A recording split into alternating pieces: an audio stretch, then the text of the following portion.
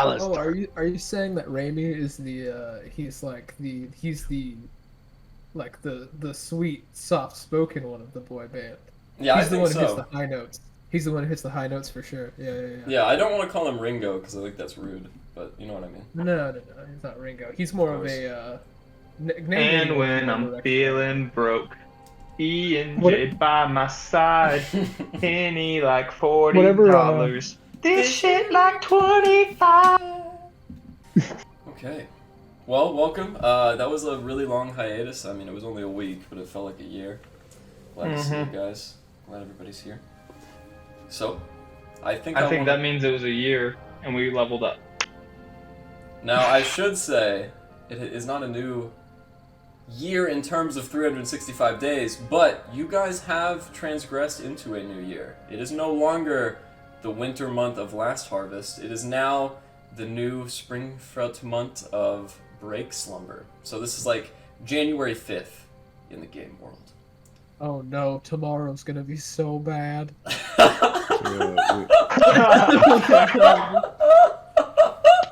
That was so unintentional, but you're right. Alright, next session we are going to storm a city. So, when we left off, our players emerging victorious over the Chardalyn Dragon realized that it's much more of a Pyrrhic victory. With Caer Konig laid in ruins and Glenn's father deceased, Glenn, you complete your short trot back to the destroyed kingdom. Still surrounded by shimmering glints of Chardalyn, and with your newfound booty in tow, those of you inside the Caer look out, and to your surprise, you see more and more peasants walking up that very shallow hill towards all of you. As you guys look at dwarvish women, men with hoods brought close, and a half-orc standing behind the rest of the group, they begin their assault, or their ascent rather. What would you guys like to do? Well, the fact that you said assault makes me feel like I need to start shooting. No. Yeah. Careful with your words there. Rez, would you like to regale them with our triumph today? You know, I could. I really could. How should I embellish it? What part should I lie about? Good point. That's a good question. All of it. Every story has a lie. It's fine. It's a part of storytelling. What? Something is embellished, something is emboldened to make the story even better. We could say someone died, like one of us. We'll say that like, oh, it was an unimportant one that you don't remember. Oh, So you're saying I should say one of us died? no, that's not good. Okay, I don't know. you know I what? feel like I've got it. You'll think of the lie. Yeah. As you guys sit and converse, inevitably that small procession makes their way to the ruins.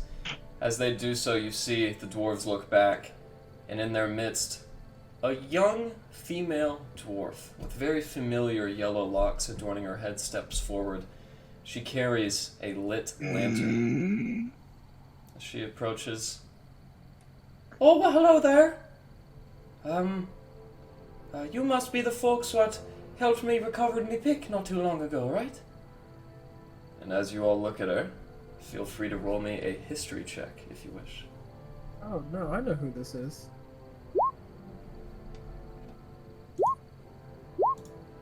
Yeah, Glenn's got this down. Yeah, Glenn, no need. If you guys do remember, you don't need to. I have no idea who this is.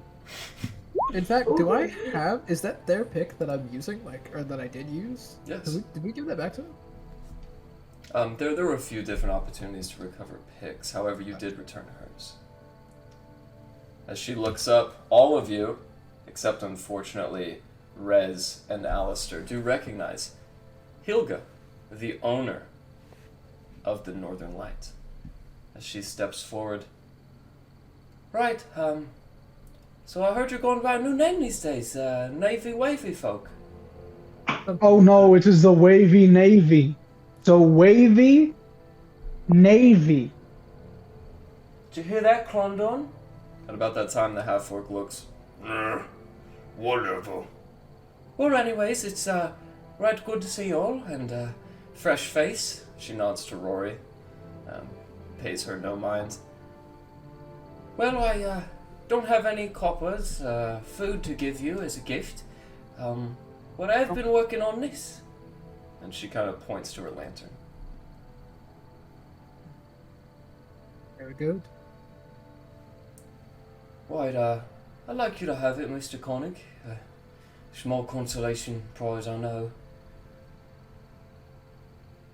What's so unique about this one?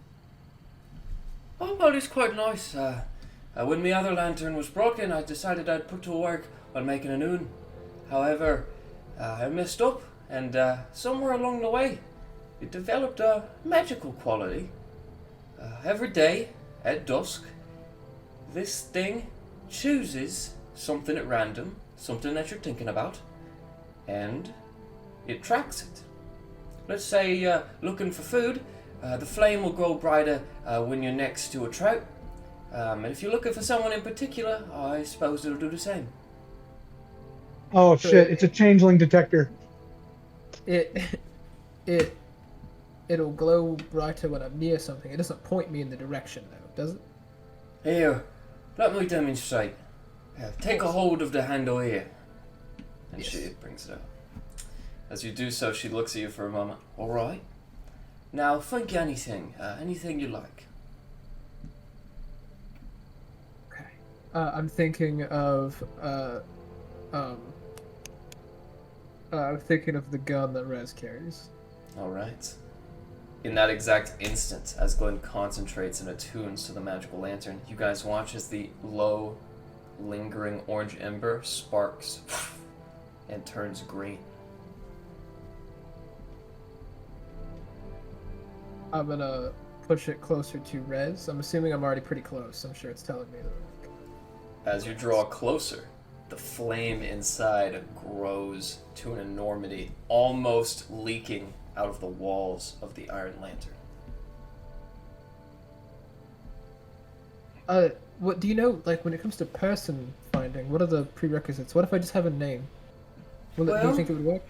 Well, that can get confusing. I imagine there's a lot of fellas and ladies with the same name. However, I have noticed that it works really good if you mention what type of creature you're looking for. Okay. Undead, halflings. I've been using it to catch rabbits. Okay. Yes, this seems quite handy. Our party will make well of it. Of course. Thank you all very much.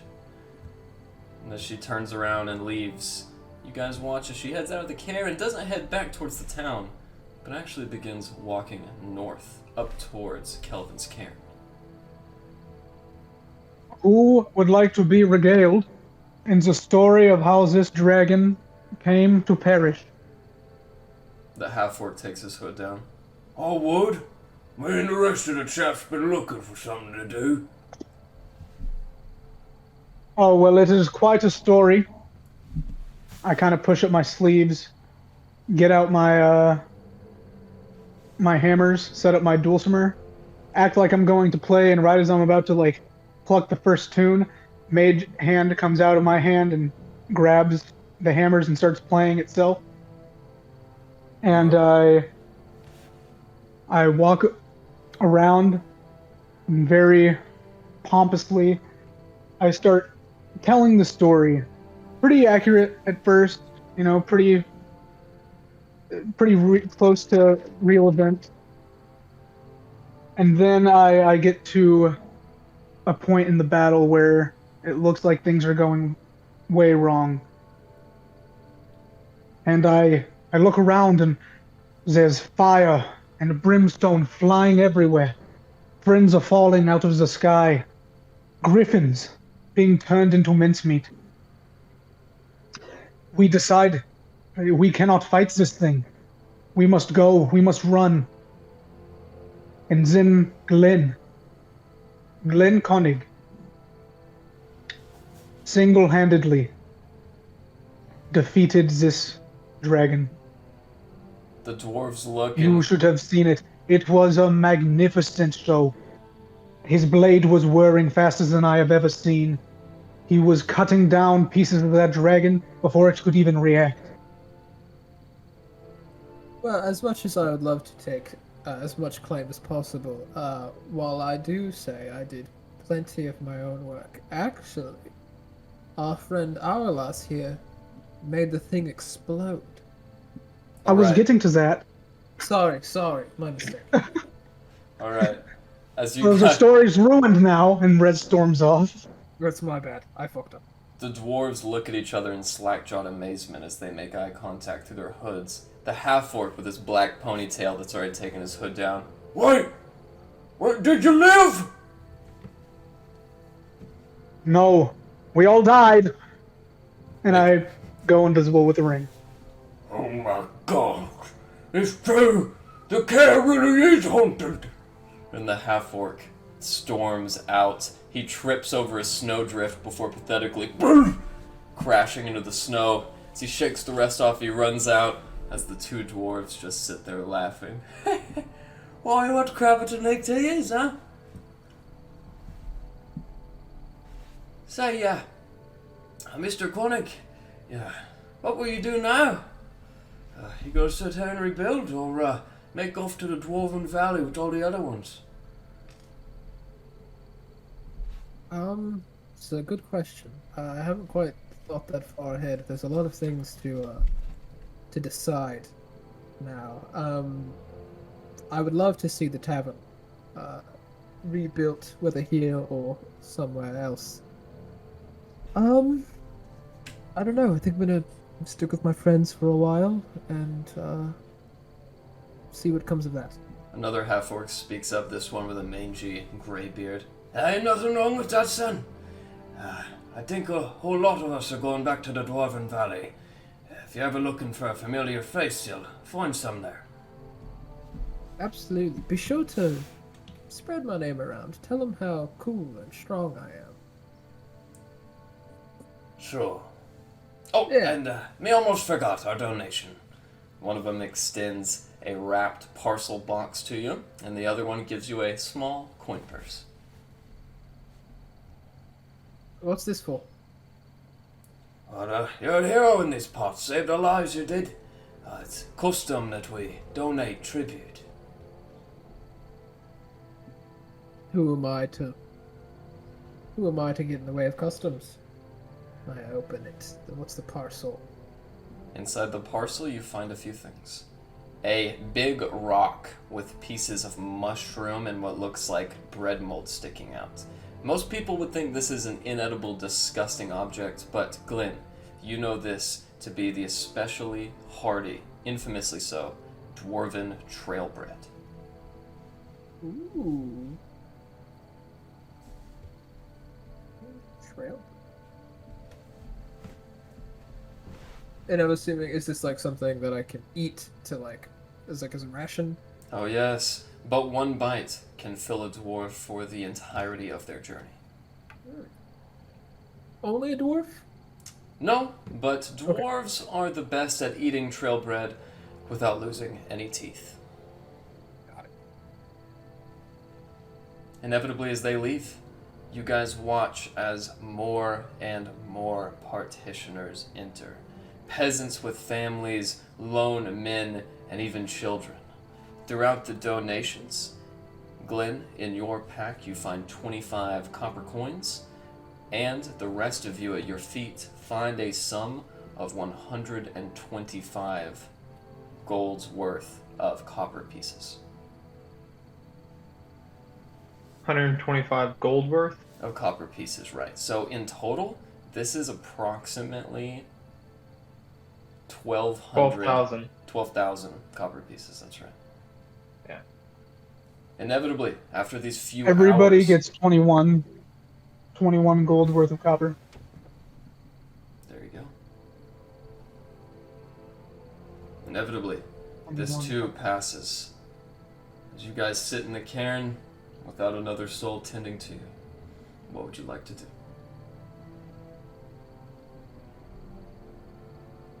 Well, fellas, my purpose here is gone. So, anyone have anything they'd like to do? Well, there is good mead. My brother is there. Yes. But I do think that should be our last stop. Because last time we talked to my brother, he said that he was commissioning a ship for us. And frankly, next time I see my brother, I would like to leave this fucking ice cube. Right. I apologize, Glenn. I know this is your homeland. No, But it's quite Stick cold. with me, and I will show you warm coastal breezes, beautiful coastline, Oh, we have that. amazing cities. I've been here for long enough to know that no, you don't.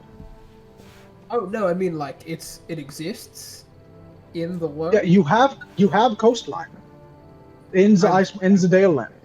I've been It's just not beautiful. I know where things are, kind of. Have you ever heard of Yeah. Avila? I would actually really I love to go don't- back to my own places. Exactly. So I think the last thing we should do, regardless of first, second, third, or fourth, the last thing we should do is go buy good meat. That's my 2 cents. But I have been selfish keeping you all here on my frozen homeland. Maybe it is time we venture to the others. Larry, do you need to go home?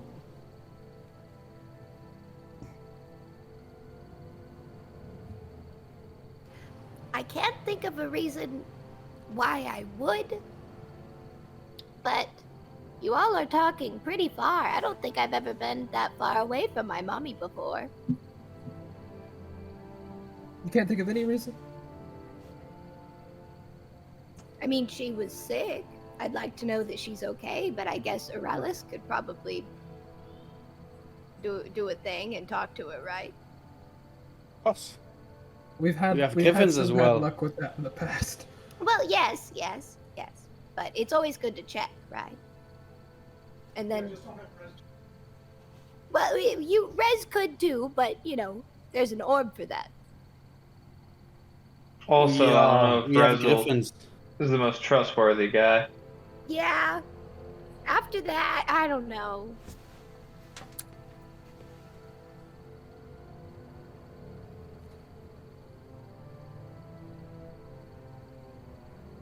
I feel with the griffins we are always able to go everywhere we please.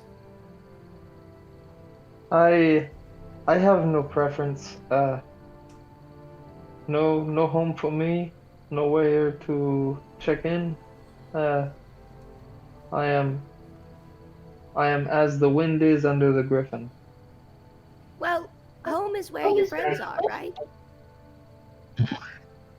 That is very true. Be careful because when the wind is below the griffin, sometimes the griffins may poop a bit. So maybe the wind on the side of the griffin is safer. I do want to say something. If I didn't just forget what I was going to say. Right. Alistair, you are a captain. You and Glenn, both seafaring men. What is the longest distance one ship has ever sailed? Oh my goodness, if you give me enough time to scroll through my notes, I'll tell you. I'll tell you so. Now, Alistair and Glenn, you would be aware of this. It's very common knowledge amongst sailors. The I had farthest it. distance any ship has traveled beyond the coastline of the Kilranian map is 10,000 nautical miles. Alistair, would you like to tell him as captain? Well, Rez, that would be approximately 10,000 miles. Oh, Nautical miles specifically. The and only is that just miles that around matter. is that just around Kilrador? Yes, it certainly is. God, I gotta read my notes again, don't I? Well, I have just a bunch of numbers, and I was trying to figure out which number was it. Like I've Well, just got I a bunch of numbers. I feel pretty safe in saying that Avaloft is far enough away. If Captain Davies, if he would do us the honor of captaining the ship that will take my brother and I home, then I think that record would be yours. Did you get here then? Garrett, I know we've been over this, but I'm blanking. That's okay. The map that I have, is that... Yes, so the map you have can only be visible with Yellowbeard's Seeing Stone. If you use that Seeing Stone on the map that you possess, it changes from a map of Kilrador into the map that encompasses lands no one else has seen to your knowledge. Now, No, really quickly. Just Rez, okay. You go. what did you say your homeland was? I am from the apparently very far off continent of Kilrador. Not Kilrador, that's where we are, Avaloft. Abeloft, you say? Yeah. I'm gonna focus with my stone. I'm scouring over the paper. I have Abeloft here on my map. I know where you... You're kidding. I have it right here. I'm going to How show long do on you the have that map? but since they don't have the stone, they're just seeing the other map. Yeah, as you guys look at this map, you just You see know- a typical map. Hey, I got it right here. You know, if anybody else tried to pull this shit with me, I wouldn't believe them. But, Alistair, you're a piece of shit, but you don't really lie that much, so I'm forced to believe you. Let me ask you this: is that down there around Cestus? Do I know that, Garrett? Yes, as a matter of fact, you were very surprised to hear one of the 3 islands that encompass the Indigo Triumvirate mentioned since you were last home. Yes, that is very accurate. Would Guys. Cestus and Veldak Prime ring any bells? Veldak is the which- 3rd island. Which 2 islands does my home keep cover? Galen Keep rests on the island of Cestus, but is very close to the island of Avaloft. It's the closest of all the fortifications. Galen Keep, anyways. Gotcha. It wouldn't happen to say anything about Galen Keep on that map, would it? Not. It's not got that fine of detail on it, unfortunately. But I am seeing a pretty nasty beastie not too far off that would be in our way. We just took down a dragon. I think we can handle a sea creature. Aye, if this map has anything to go off of, this creature's more than your whole nation. Well, then we will be quick. Well, I don't think we're quite finished in this frozen place yet. Absolutely not. That's why I'm saying the last place we should go whenever we are ready. And this is the first time I've said this in a long, long time, but I'm itching to go home. So if I see my brother before we are ready to leave, I'm going to push hard for us to leave. I know enough about myself to tell you guys that much. Well, lads, I think we might need to speak with the sheriff back in Brinchander. You mean this? I don't think he's the sheriff. Yes. Thank you, Larry. Give the man the respect he deserves. Captain Davies. Alright. Fair enough. And Davies is gonna kind of clutch the necklace around his neck. I don't quite think I'm finished here. Didn't we? Oh, right. It wasn't a frost maiden. Oh, right. It's like a whole bird. Oh, Alistair, I have a question for you about that whole. Wait, do we know? Okay, this is like a DM question. Do we know You know. about Alistair's pact? Has he told us about his pact? That he has to kill the Frost Maiden? He has not revealed that. You guys do Yeah, know we- that he is Okay. undead. He has spoke about his amulet, but you guys do not know the exact specificities of his pact. As you guys sit in the cold, growing colder as more and more warm bodies vacate from Kirkonic, or alas, a very familiar vibrating orb makes its presence known. Yes, Veline? Yes, hello there. I'm just checking on the whereabouts of, my daughter.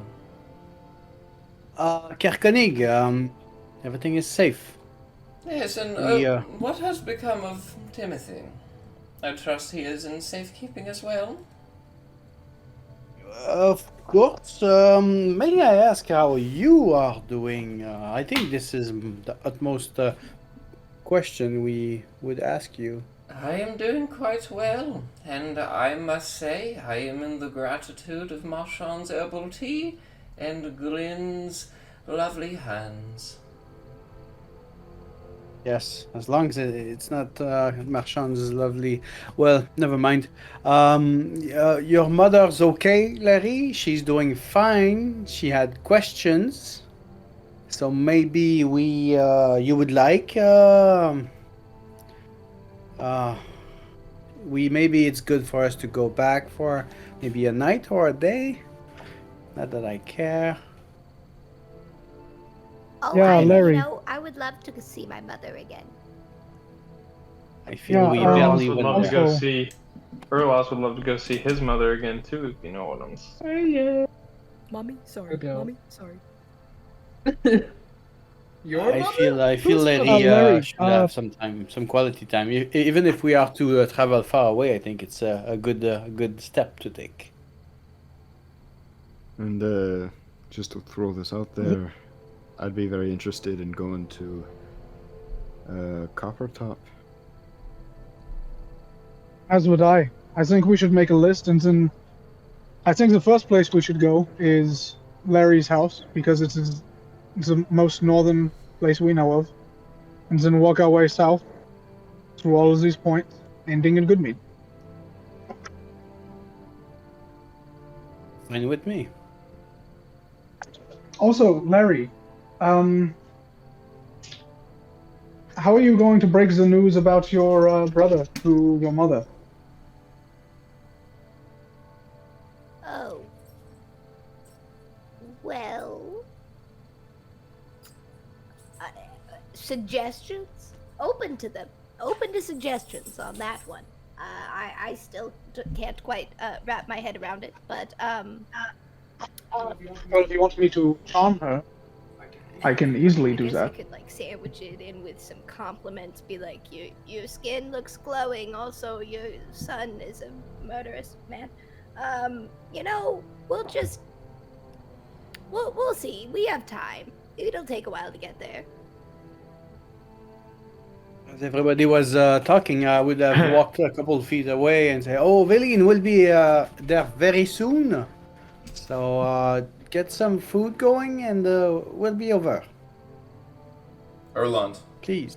as you engage with your restful meditation, you see a couple things. You see Icewind Dale, completely thawed, grass coming back to the land, small antelope and deer-like creatures that scamper through the timber. And as your consciousness moves through the tree line, Erland, you see before you a massive dwarvish fort. 4 huge dark iron dwarvish sculptures stand at the corners of the fortification, and from their mouths and eyes pools a massive waterfall. As you come to, Erland, make me a nature check.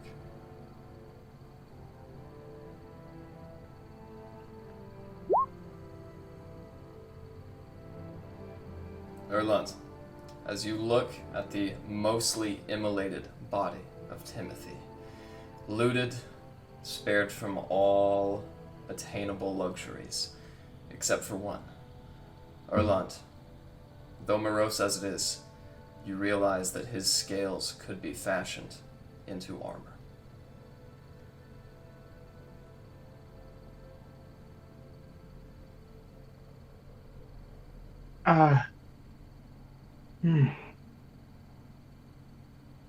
Alistair, come here for a second. Alistair's gonna come over, chugging on what meat he has left. Since, and Erlon is going to be whispering this.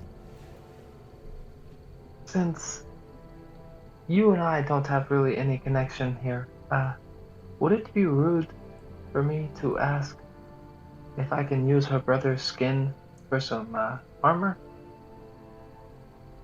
Alistair's gonna look around, take a glance at Larry. Larry. Erland, go ahead and roll me a stealth check. Let's go. Come on. Come on. Larry, you do in fact hear him. I'm trying to be polite here. I would sooner carve off my own scales than you see, I don't think, I don't have a good reason why you can't. Alistair's gonna kneel down and start getting the body in position to. I start pushing. I start pushing Alistair off of the body. Don't you touch him.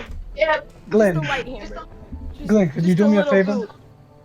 Oh God, it wasn't a little bit. Natural 20. Critted him. Alright, who is that at, Larry? So I'm dead. It wasn't to kill. It wasn't to kill. Alright, as you guys watch in a Out of your moment, hands. Just to in maim. a moment of I reactionary am at fury, 0.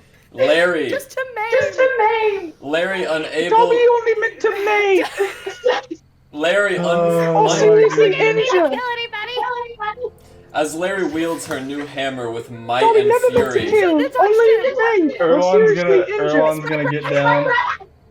you watch Erlon's gonna as get down and cast Cure Wounds. Alice. we still, doesn't do how are we anything. still dang not, it. This would have made it past. Alright. You're muted, Killed Garrett. him. If it wasn't to kill, he would have been unconscious. Thank you for that, Zachary. So, in a moment of reactionary fury, Larry, unfamiliar with utilizing this new magical hammer, brings it up and in an undercut motion clocks Alistair in the head. Alistair, you are unconscious, but not in need of making a death saving throw. And Erland, go ahead and remove one spell slot. I Yeah. would like to say I wasn't doing anything to the body. I was just putting it in position in case the decision came about. Thank you for the clarification. Uh, As you guys watch Alistair's body lightly make an angel in the snow, what would you all like to do? Glenn, if I could borrow you for a moment. Of course. You can do that thing where a body stops decomposing for a while, right? Yeah, I can halt decomp for about 10 days.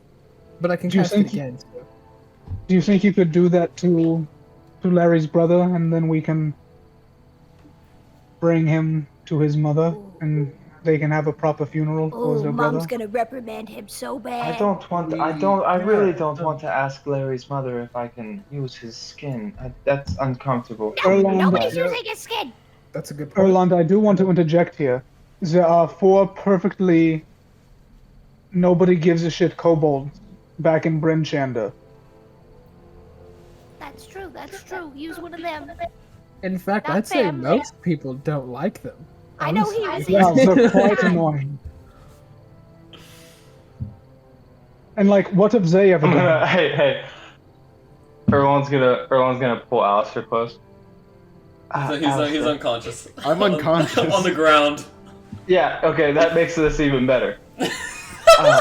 Alistair, is it rude of me to ask you if I can kill one of your kobolds and use them for armor? Alistair, make me. Jesus Alistair, don't Christ. say anything if it's okay. See, it's fine. Don't Alistair, say remain anything. perfectly, Okay. Alistair, remain perfectly still if it's okay if we kill one of your kobolds. Hang on. Looks like a yes to me. I will mage hand his arm, and I'll grab his wrist, and I'll go like nope, like a muppet. Okay, Erlond is gonna say, yeah, okay, that's a yes. I guess that's a yes. Okay, cool. You know, Good talk. friends, there's many evil creatures like reptiles and crocodiles and many beasts we can find to get you any kind of big thick scales. I think that'd be a best solution. You know, I'd sleep better. Well, this is a conversation for the road. If you Okay. promise not to harvest any of my family, then when I die, you can have my scales. Luckily, That's a my pretty good father deal. turned to luckily, my father turned to ash. No harvesting any of that. I mean, I That's didn't all even for die, me. and Alistair You know harvested my what's- skin. There. Anyways, gentle repose on Timothy. Yes. As he casts Gentle Repose, I take some of my extra fabrics and stuff from my disguise kits, and I drape them over Timothy's tiny kobold body in a very, cover him with a sheet kind of way. Like a makeshift body bag kind of thing. I just want to make sure that, like, I'm doing this for the sake of a future funeral, because even in the near future of, like, potential things, of my future potential capabilities, I can't fix this, so just want to No, make sure we I all know. I personally at least thought it would be a nice gesture for us to bring the body back to Valine. Yeah, of course. Yeah, I will of course do that. And so I've already casted it. Decomp stalled for 10 days. Okay, now who wants to carry it? I will. It's my brother. Oh, we can just slump him on the back of your metal friend. Yeah, Erwin can deal with it. And I'll You know, take some I- rope and just put him on there. All I'd be right. happy to carry him a little bit more gingerly if you'd prefer. Ah, Erwin's got it.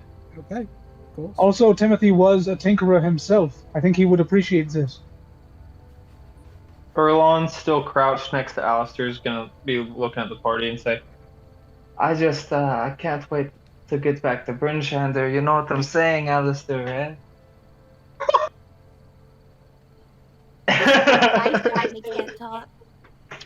He really is, isn't he? Hey, Alistair. Alistair. I'm going to rearrange all of your belongings. And I'm just going to, take his coin and put it in his ammo pouch and put his coins and put his ammo in his coin pouch. And I'm just going to do, that kind of shit, just rearrange where he's keeping all of his shit. Not taking anything. Sure. Just so that when he wakes up, he'll just be really confused. Tie his shoes together. Oh, does anybody have a quill? Oh, I go into some of the smoldering rubble and I pick up a piece of charcoal and I hand it to Larry. Yes. And then I want to draw a mustache onto We should go. onto- A wait, does he already have mustache. this? We should stop maybe. Okay. I want you to make me a dexterity check, not to determine if you can do it, but to determine how fast you complete the mustache. Okay. All right. I actually As need soon those. as you form a mustache, would you like to describe the mustache? Oh yes, it is very nice, very curly on the ends, but also very rudimentary and childlike. Okay, and you are in fact drawing this over his actual mustache. Yes, indeed. Rudimentary, childlike, Yeah, with little. curls. symmetrical. A Hitler Nice. stash? As this happens, Alistair, you have been asleep long enough to excuse a short rest. Go ahead and roll me as many hit die as you would wish. What was that? Okay.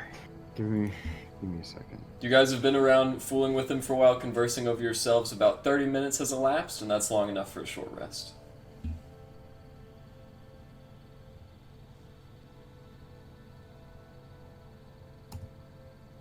Did you guys know this was like the first fight we've been in? Like major fight? Is that I don't know if you guys can tell when I start showing off, but I am unscathed. And those are the first words you hear as you groggily awake, Alistair. I hear Rez talking. Yes. Alright, I'm shooting Rez. Talking about how he's unscathed. If you wish to. Oh, I do. I really Try. do. Laser pistol. Disintegrates Rez. God damn it. Also, From the It's only that snow, hit. snowflakes and white particles fly up in a cloud. As it dissipates, you guys watch as the arcane blast smacks a piece of the destroyed care, which immediately crumbles. And as it does so, it sails right over Rez's head. Hey, friendly That fire was is only almost okay if you're trying to dismantle a family member. He didn't do anything other than brag. I put my hand out to help Alistair up. I am slapping it away and getting myself up. My mage hand comes over and helps him anyways. Again, he was a lot nicer when he couldn't talk.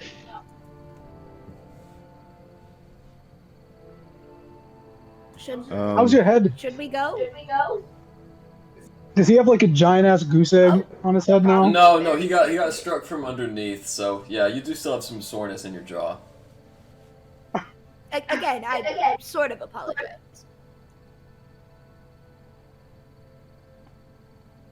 Alistair is going to dig out every last remaining bit of alcohol in his pouch and is just going to keep drinking and ignore the party. Alright, as the dwarvish quarter-leg curdles in your undead gut.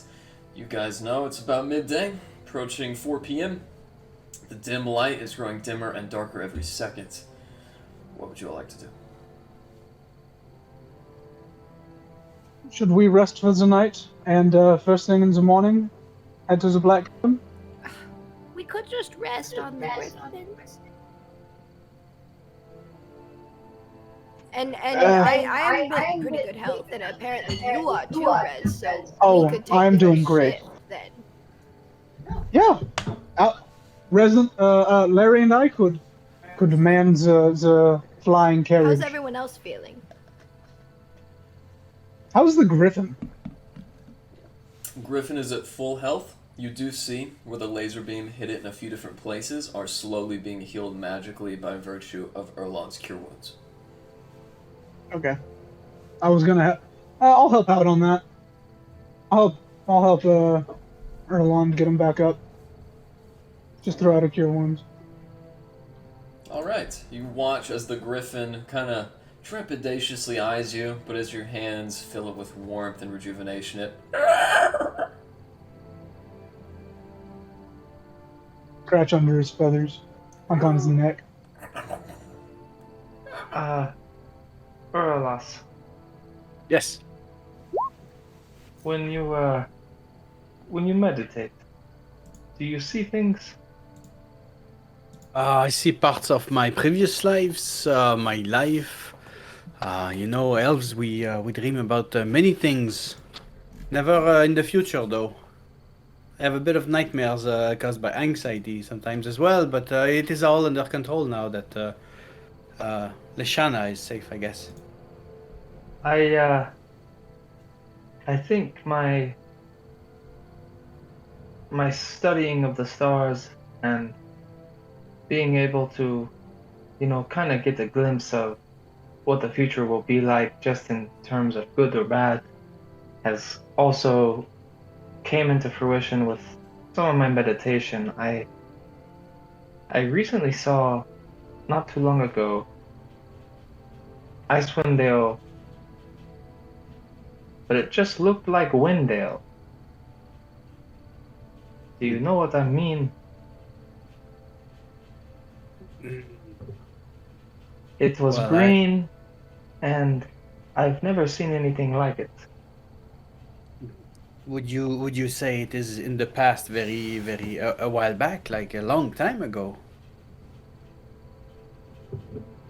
I can't tell. I saw dwarvish faces as structure in the mountains with waterfalls coming out of them. Hmm. Well, if we go over there and there's those structures, we would know it's in the past. If there's Or, no structure, it could be in the future, but that would be I- very weird. but if they are there and they're abandoned or whatever, all the dwarves are moving back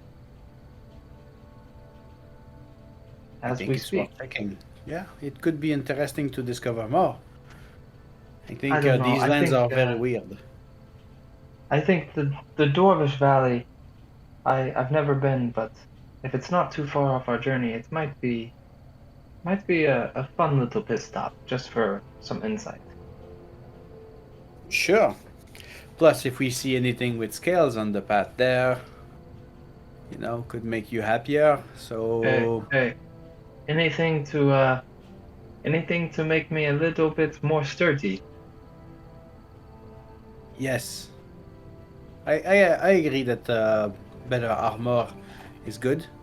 But you can do like me and stay in the back as things can get thrown easily. I can't help myself and stay in the back. I was raised to fight. Well, armor is important then. Well, we'll find you something. As Alistair returns to consciousness now, Timothy is strapped onto Erwin's back. Do you guys begin your descent back to the Flying Arabella?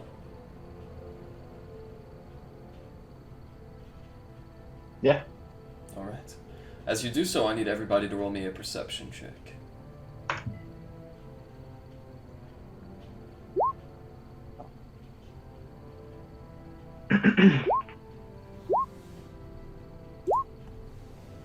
Alright. Everybody except Glenn, you notice from that procession of peasants and townsfolk, members of the laity going back to the Dwarven Valley, a few of them branch off and are actually surrounding the Flying Arabella now. You can't make out any facial features or signs of humanoid aside from their arms, legs. They're wrapped in very thick parkas. And Erlund, you notice something else. There is a residual blue light that seems to escape from their hooded faces. Can I make a history, nature, something, religion check on that? You can make me a nature, history, or arcana check. Go with nature. You suspect these to be either fae or undead creatures.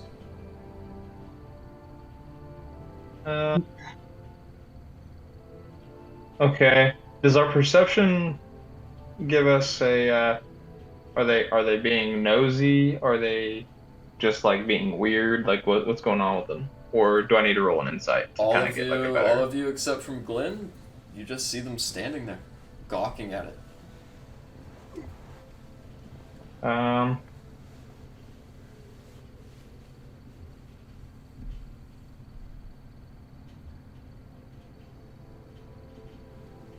And I don't have a lot.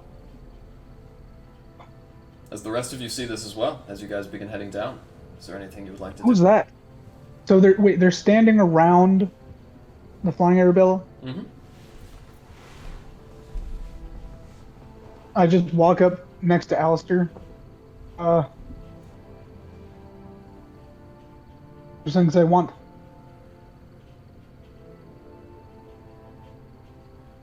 Alistair's not really going to acknowledge Rez, and he's just going to pull out his gun and shoot it in the air as he marches towards it. As this gunpowder Um, fueled explosion sounds, the fellows around the flying Arabella do not move. And Glenn, you have now noticed them as well. Can I use Druidcraft? DM question. Can I use Druidcraft to try and like shift the snow that they're standing on? Actually, it looks like they are standing on the ice. Not quite where the flying Arabella is, but just right next to it in the frozen mare. Can I use Druidcraft to... wait. Oh, no, thanks. The frozen lock, excuse me.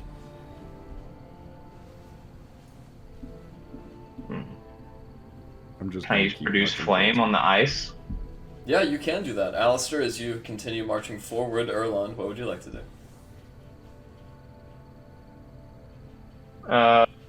Nothing. I'll just continue marching forward as well. Alright. Alistair, as you get within distance, those of you, all of you, begin seeing, especially you, Alistair, your necklace as it begins to glow a faint blue light as well. As you near them now, do you walk all the way up to the flying Arabella? I'm gonna walk all the way up, and I'm going to yell out at them. Damn you, Levistus! What more do you want from me? As they Is look this the back. first time we're anything hearing him say this about Levistus? Yes, you have heard him mention Levistus before, but not necessarily in this context. As soon as the name Levistus sounds, you all witness as these four figures turn their gaze immediately back at the party.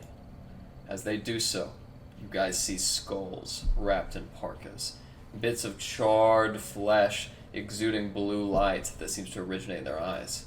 One of them takes one gangrenous step forward. You can see in their backs, their spines protrude through the parkas, and as he lingers with a limp leg, "We do not seek Levistus."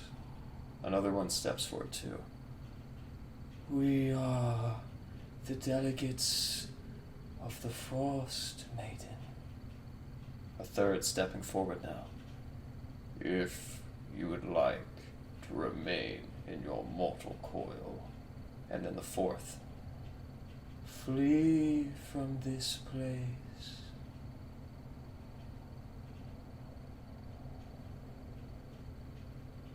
So you lads are with the Frost Maiden? No response. Well, hate to break it to you, but I've got no choice. I'm gonna have to kill them. I'm gonna Yeah. prepare my arcane cannon as I just hold my ground and stare them down. I ready Um, a spell to cast on Alistair. For when Erlon he goes fired. Star Archer and pulls back the bow to reveal the arrow. As you guys sit there, you watch as an arcane ring of frost slowly begins protruding from the ice. All of you. Go ahead. Erlon will immediately shoot, and then if I'm allowed, cast Moonbeam. Alright, and is this on the people in front of you? It is. Erlon, So there's as you do that, immediately, Yeah, in a there's flash of light created by the moonbeam, you all watch as the blinding light reduces, and the four figures are now Gone. dead, fallen Oh. into the ice. You now see their facial features revealed to you as you see four folk dead of frostbite. Each of them appears to have gathered next to the flying Arabella for warmth in their final hours. And that ring of frost disappears. What the hell do we do now? I don't know if that was the right thing to do, but I did it. I don't think it was the wrong thing to do, Erlon. Good a move as any. You guys sit Okay, there a so while. the Frost Maiden, a legitimate threat. Do we have to take care of Zat now too? Yeah, she's like sending goons. We were always gonna Specifically face to the tell Frost us Maiden. to Let fuck her off. send as many goons as she wants. I want to see her face to face. Alistair, what the hell was that all about with the damn you Levistus? What do you want from me now? Implying that he has wanted something from you before. Dun dun dun. You remember when I was held in that dungeon, in that keep? Oh yes. I died there. And I found myself speaking with Levistus in, I believe, the 6th Circle of Hell. I believe it was the 6th. Correct. Wow. You know, most Yeah. people when they die, they go to like purgatory, but you went like straight to hell. I met with Levistus, and he's bound me, and I have to serve his purpose. If I want my freedom back, I have to kill the What is Frost that Maiden. purpose? It's like Well, casual god killing. you know, casual deicide. But you know what, Alistair? As much shit as you give me and I give you, you've still helped my brother. He has 2 arms because of you. You've helped all of us. So, I stand by you in this. What was the reason? I missed it. He cut out for me. I want my freedom back, my life back. Yeah. I'm sorry. What was like the like? What'd you have to do? I have to kill the Frost Maiden. Erlon's eyes are going to like really glow at that moment, and he's going to nudge Urlas really hard, like really quick, like. Yeah, now tell Orlos what you have to do.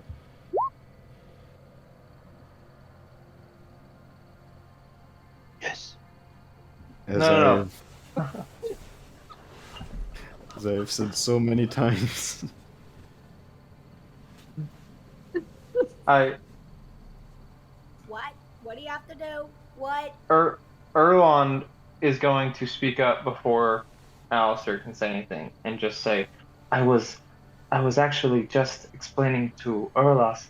I recently had a meditation session where I think I crossed my meditation and my star studies, and I think I might have seen what looked like the future of Icewind Dale as just Windale, trees and water, and it was beautiful. Well, I hate to burst your bubble. But there are trees and water all around us at the current moment. Not like this. I could see everything. I was above Icewind Dale. There was not snow in sight besides the top of the mountains. It was beautiful. We established Okay. we are unsure about the timeline of that vision. So we need to check it out to confirm. That is right. I would love to take a swing into the Dwarven Valley, as I got a good glimpse of there, and I would love to see if that was possibly past or possibly future. Well, maybe after we Black Cabin and then to Bryn Shanda to check in on the lovely speaker, we can head to the Dwarven Valley and check out this potential premonitions that Erlond had. So where's the map at? What's the big map? It's right here, and I pulled down my cloak and show my upper back. Here's a map. And they're I just want to make sure we're planning this out right. You guys do see a rudimentary tattoo of the map. And as a matter of fact, you see where all the taverns are located. A couple in Lonely Wood, one in Tourmaline that you visited. Bremen, Targos, Bryn Shander, all of the cities are present. So, And another Caracon, in the center of the Dwarven Valley. where's the Dwarven Valley? I don't see it anywhere. Actually, the Dwarven Valley is oh, on I the got way it. to I'm the sorry. Black Cavern. I'm stupid. Go ahead, Eric. So maybe we stop by the Dwarven Valley first.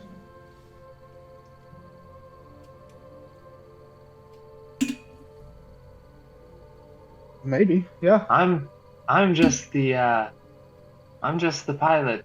You tell me where to go. I guess we could stop somewhere along the way. It So, is I'm along sorry. the way. Remind me one more time. Larry, you are in Bryn Shander? Like that's where your mom is? She's No, she's in the it's Black the Black Cabin. Cabin. Okay. Bryn Shander is just where we found Larry. I feel Yeah, you guys staying used a with lot the of sheriff. spells. Maybe we need to Now rest a sleeping. bit and then venture more. You know, we Yes, could be attacked although by I'm anything. although I'm not physically hurt. I'm quite tired. I am almost completely kaput. Just a bit of rest, a bit of food, and then we go first thing first in the morning, maybe. As you guys are out here talking in the frost, a few hundred feet away from the precipice of Caraconic proper, I need everybody to roll me a Constitution saving throw.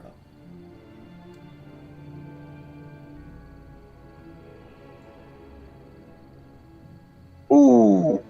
Is that for the frost? As you guys sit there for a while, even with your warm winter clothing, things don't feel quite as right as they once did. Alistair and Glyn, you pass de facto. As for Orlas and Rez, both of you gain 1 point of exhaustion. Oh, we do need to Uh, rest. As we're getting really chilly, I begin ritual casting Tiny Hut Alright. I and a could small always yurt, and a small yurt encompasses me, ready for my friends to come in. What would the rest of you like as to you do? do, I will create a bonfire not too far from us to give us a bit of warmth. Well, actually, the inside of Tiny Hut is a perfectly adequate 72 degrees. Well, I'm freezing right now, so it takes me 6 seconds to cast it. So Yeah, this also takes 10 minutes for me to do as I begin casting Tiny Hut.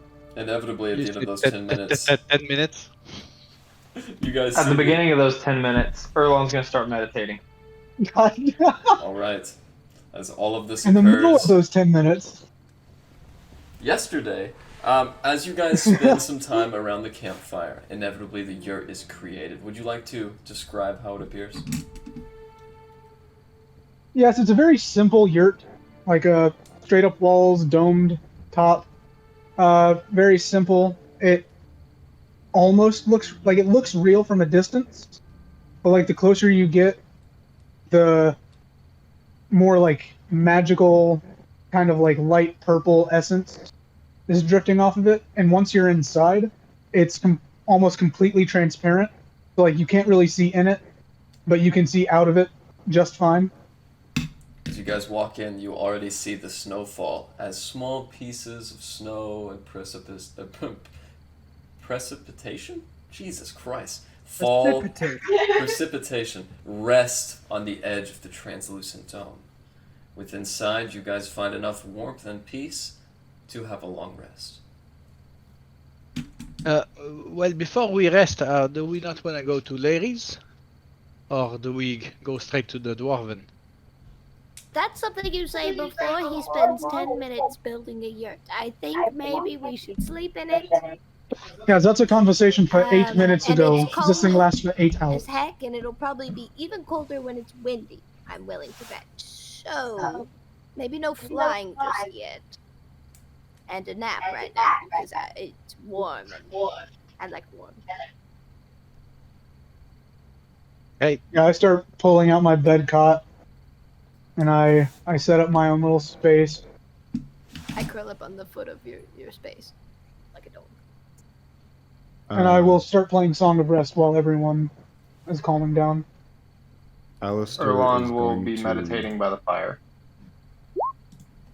Alistair will be drinking himself into a nice sleep, not in the hut, but out by the flying Arabella.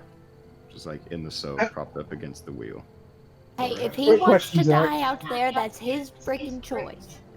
Quick question, Zach. Have you attempted to come into the hut yet? No. Okay, just let me know when you do. I'm sleeping by the flying machine. As a very well-earned rest finally comes to you that night, I need Alistair to roll me a perception check.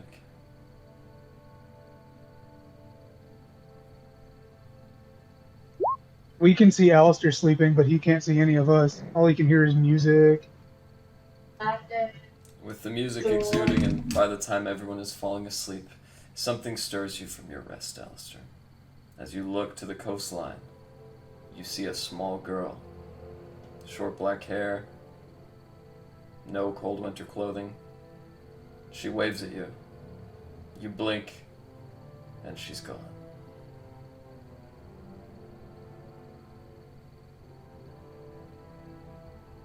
Inevitably, morning comes.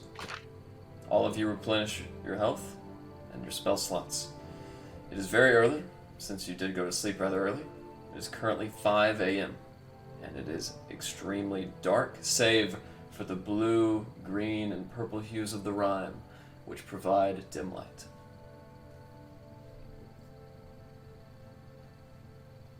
Erlant, you and Aralas are the first to awake. I'm gonna start the morning with the usual. I'm gonna, toss 2 rations, one over to Tiger, one. Actually, I'm gonna do 3. 1 to Tiger and 2 to the Griffin, and then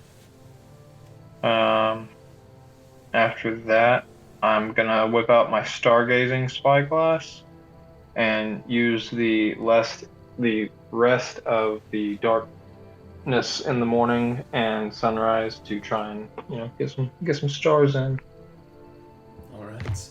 As you recover your omen, you have another vision, Erlant. This time, you see not much. A crack of lightning in the darkness, a looming owl apparition, and in a flash, a massive white dragon. You're not sure if this is related to your cosmic omen, or if you've just had a bad dream, but nonetheless, you are conscious and awake. As Tiger receives his ration, he hops up on the Griffin. Or alas, is there anything he would like to do?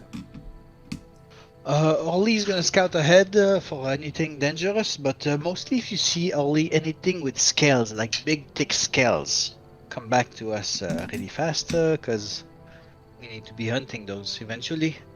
And if I may, if I feel Veline's orb is tingling, maybe I would spend some time learning about what she knows, arcane stuff, the world. And if not, I'll just be preparing my spells. Orly does scout out a few things, but not what you'd see.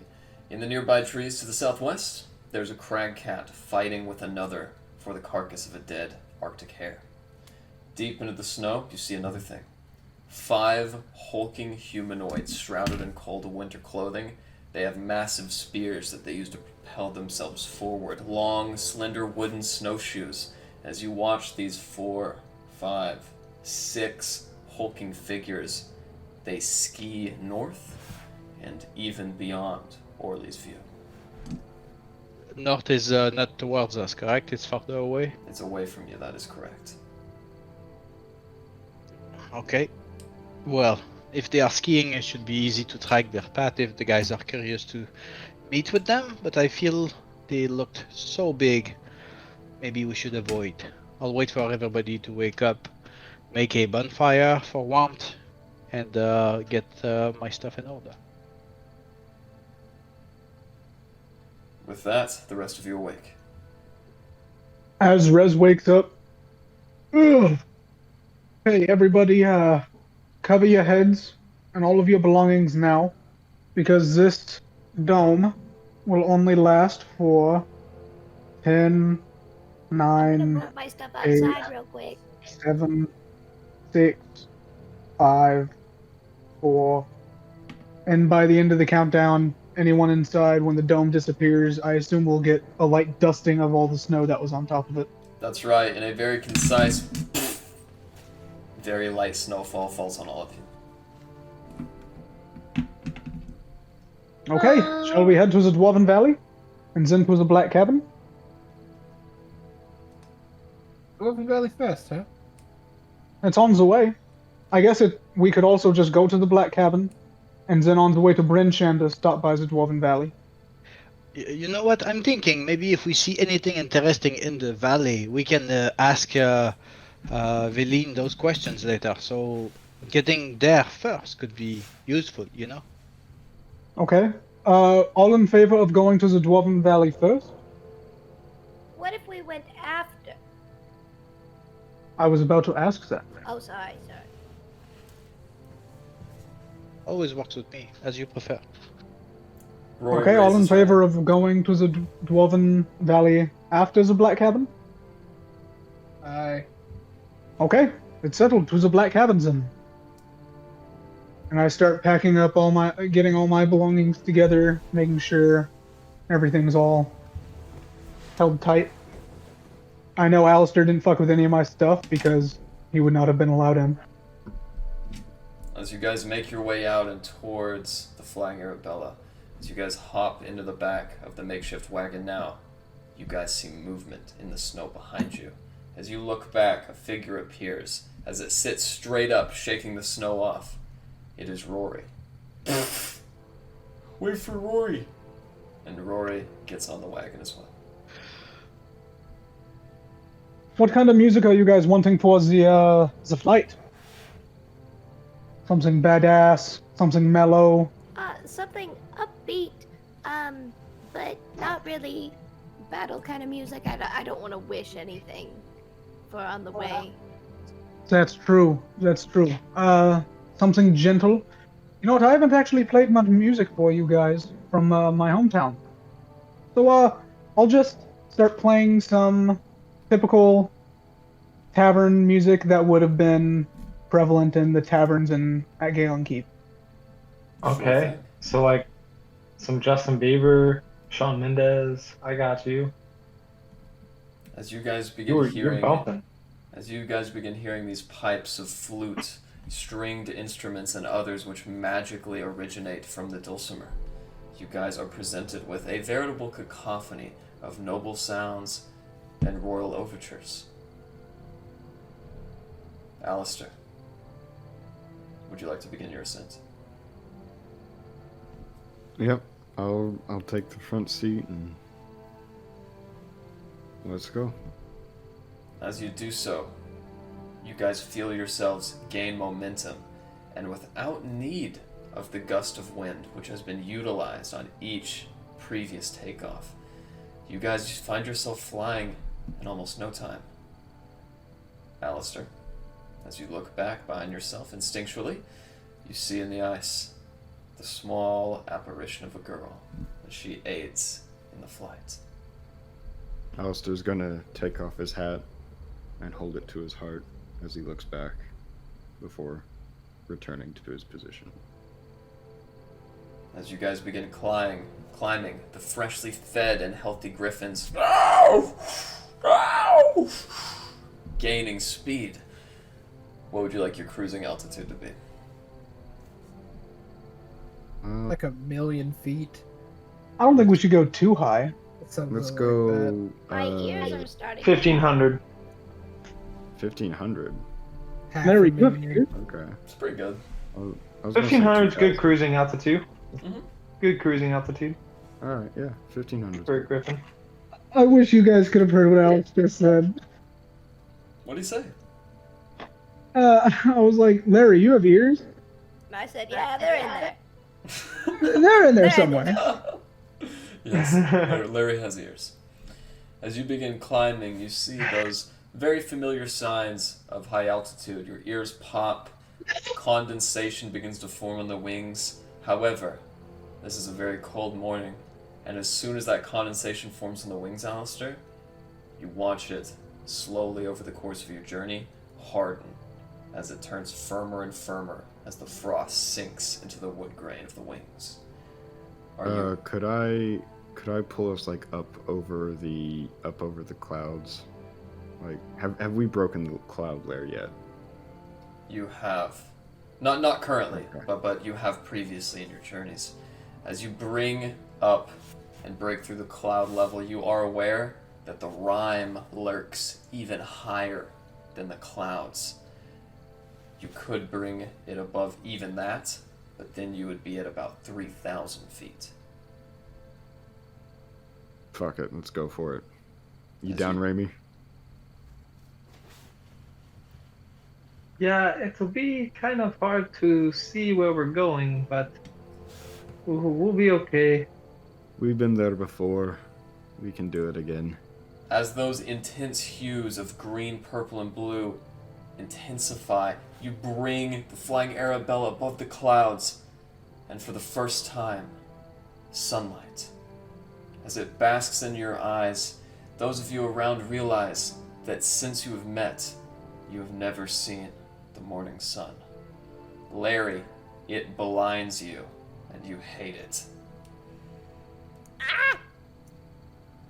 And with that, we will take our bathroom break.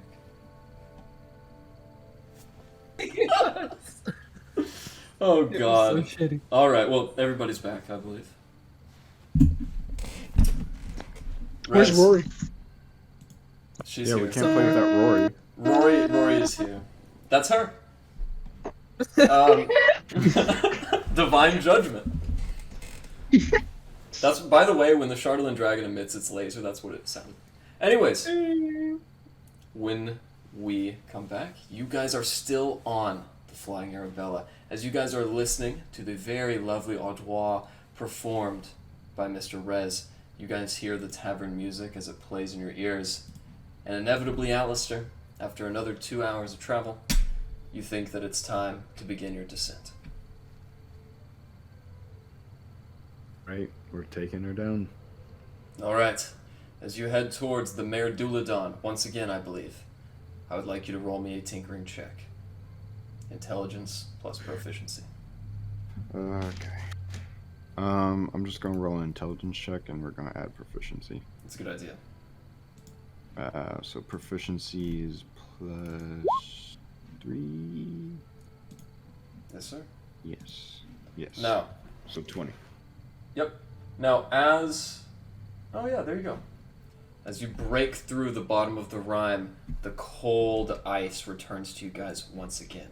Through the whipping of the wind, this cold fills your body's pores like water in a spout. I need you guys to make me another Constitution saving throw. Good. Oh, we're on the thing. Never mind. Bonfire on the plane, is that what I hear? Yeah, no. This is a Let's no not. smoking flight, unfortunately. Glenn, Alistair is puffing away on his pipe.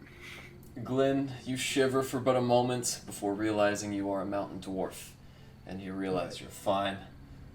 Erland, Erlas, all of you, as a matter of fact, are completely fine. You grit your teeth and bear through it. However, the next sight is just as blood-curdling. As you guys look down, the plane is descending rapidly. Are you aiming for the ice once again? Sure. Yeah. Fuck As it. you pull up just in time, getting the elevation right with your 17, it crashes into the ice. Picking up again, it skiffs again a second time. As it picks up a third time, Erland, you rallied the griffins who are looking a little bit disturbed. Go ahead and give me an animal handling check.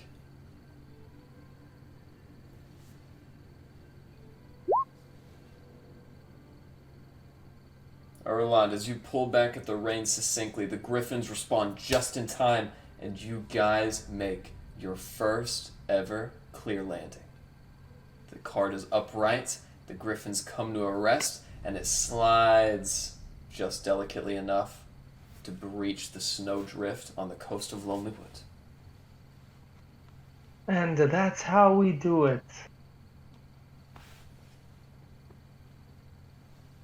As you guys make your way, Erlon is going to give the Griffin a half ration for the flight. all right. As you guys continue your way now through the abandoned village of Lonelywood, Rez, do you continue to play your music? As we're like on foot now, Yes. or not on foot, but like riding, like using the cart as a cart. You guys can use the cart as a Yeah. cart, but at some point you will have to make it through the forest on foot. Yeah, I'll keep playing. It'll be more of a fun jaunt. All right. As you guys continue. So where are we at right now? You guys are in Lonelywood, heading to the Black Cabin, approximately right here. Gotcha. So you guys continue now through the trees, the various signs. You make your way through, and I need everyone to roll me a perception check. Bada bang. Dang it. All right. As you guys look up, all of you who rolled above a 15, which is everybody except Erland, Rez, and Larry and Alistair, you guys see steam that begins to pool from the windows of the Black Cabin. Condensation formed.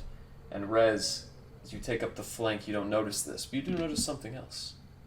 On the bottom of a tree, Rez, a single yellow dandelion somehow pokes through the permafrost.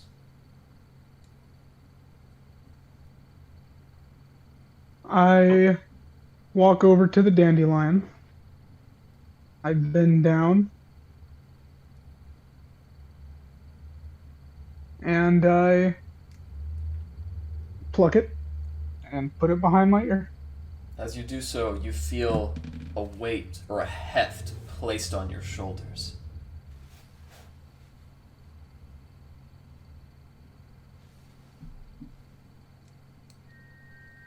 I feel my shoulders. As you do so, whatever it is transfers from that shoulder to the other, and then you hear a silent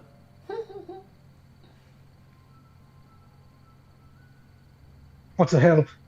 And I start doing the madman, like just frantically. Make me a sleight of hand check or a dexterity saving throw, up to you.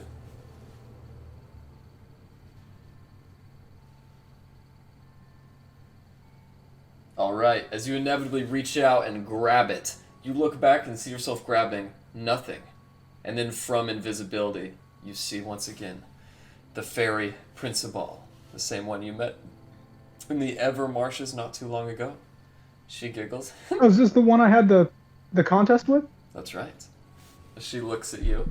Hello. Oh, it's you. Yes, how What are you doing here? Well, I'm live, doing. I live here. Oh, is that would be? Is this your flower? I'm sorry to. Oh no, I planted that just for you. I thought it'd cheer you up. It really did. It goes with my hair. There you go. Well, you know, I just like to tease people every now and again, but you're a fast one, Mr. Minstrel. I'm not usually this fast. You got me on a good day. Must be that stuff under your nose. Oh, I don't know what you're talking about. Oh. Sure. Anyways, have fun in that black cabin. Sure does look warm in there. Would you like to join us? Sure. She kind of looks up, and the rest of you hear this conversation going on. Is that okay with the rest of you? Of course, friends is nice. We'll talk to Mummy when we get there and see if we're allowed to have any guests. All right. I set her on my shoulder. And she turns I rolled invisible. inside on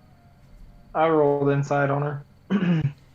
She seems to be telling the truth, but Erland, you gather a very mischievous nature spirit that lurks within her heart. As you guys make your way up and onto the dock, stained with black snow on the railing, you guys see the steam that fills the typically transparent windows. Who would like to open the door first? Well, I suppose it should be me. Larry, as you reach out, the handle is warm to the touch. Not hot, but warmer than normal.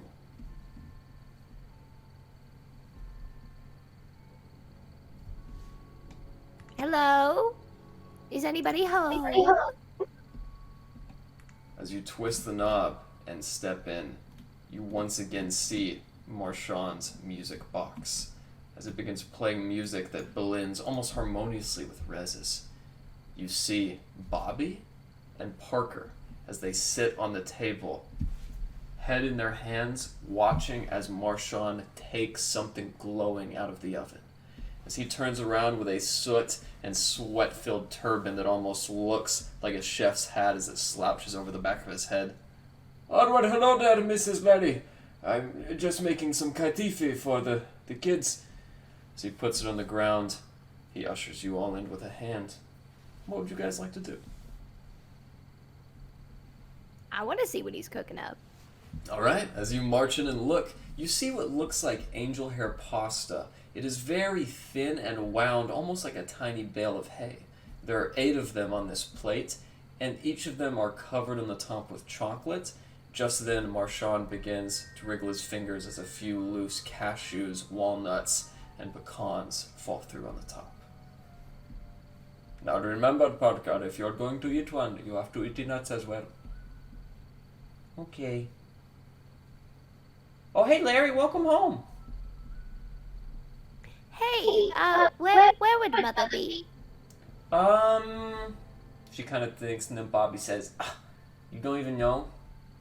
Mom's in the laboratory with Margarine right now." Okay.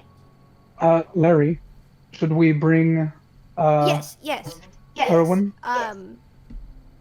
Would you go get and meet me outside of the laboratory, please?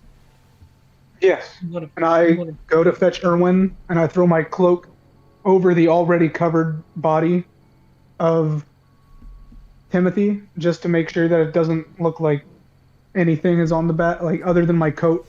It doesn't look like anything's on the back, because I really don't want to alarm the siblings and the children. Yes, and I'll tell them. I just need Bob's opinion on something. They don't really pay it much mind and shrug, but then Marchand, keep it off the rug. I bought that in Caliste. Oh, sorry. I purposefully guide, because, I've got my boy Rouse's back. I go, "Oh, sorry," and I purposefully guide it so that one foot is on the carpet at all times.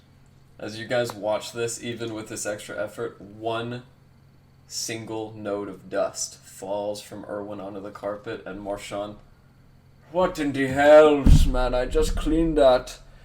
Oh, fucking Christ." Immediately. Oh, no, it's fine. And I wave my hand over it and press to digitate it, and it's gone. And then I wave it back, and it's 10 times worse, and I keep walking. "Fucking Christ," Bobby says. "Don't tell your mother I said that."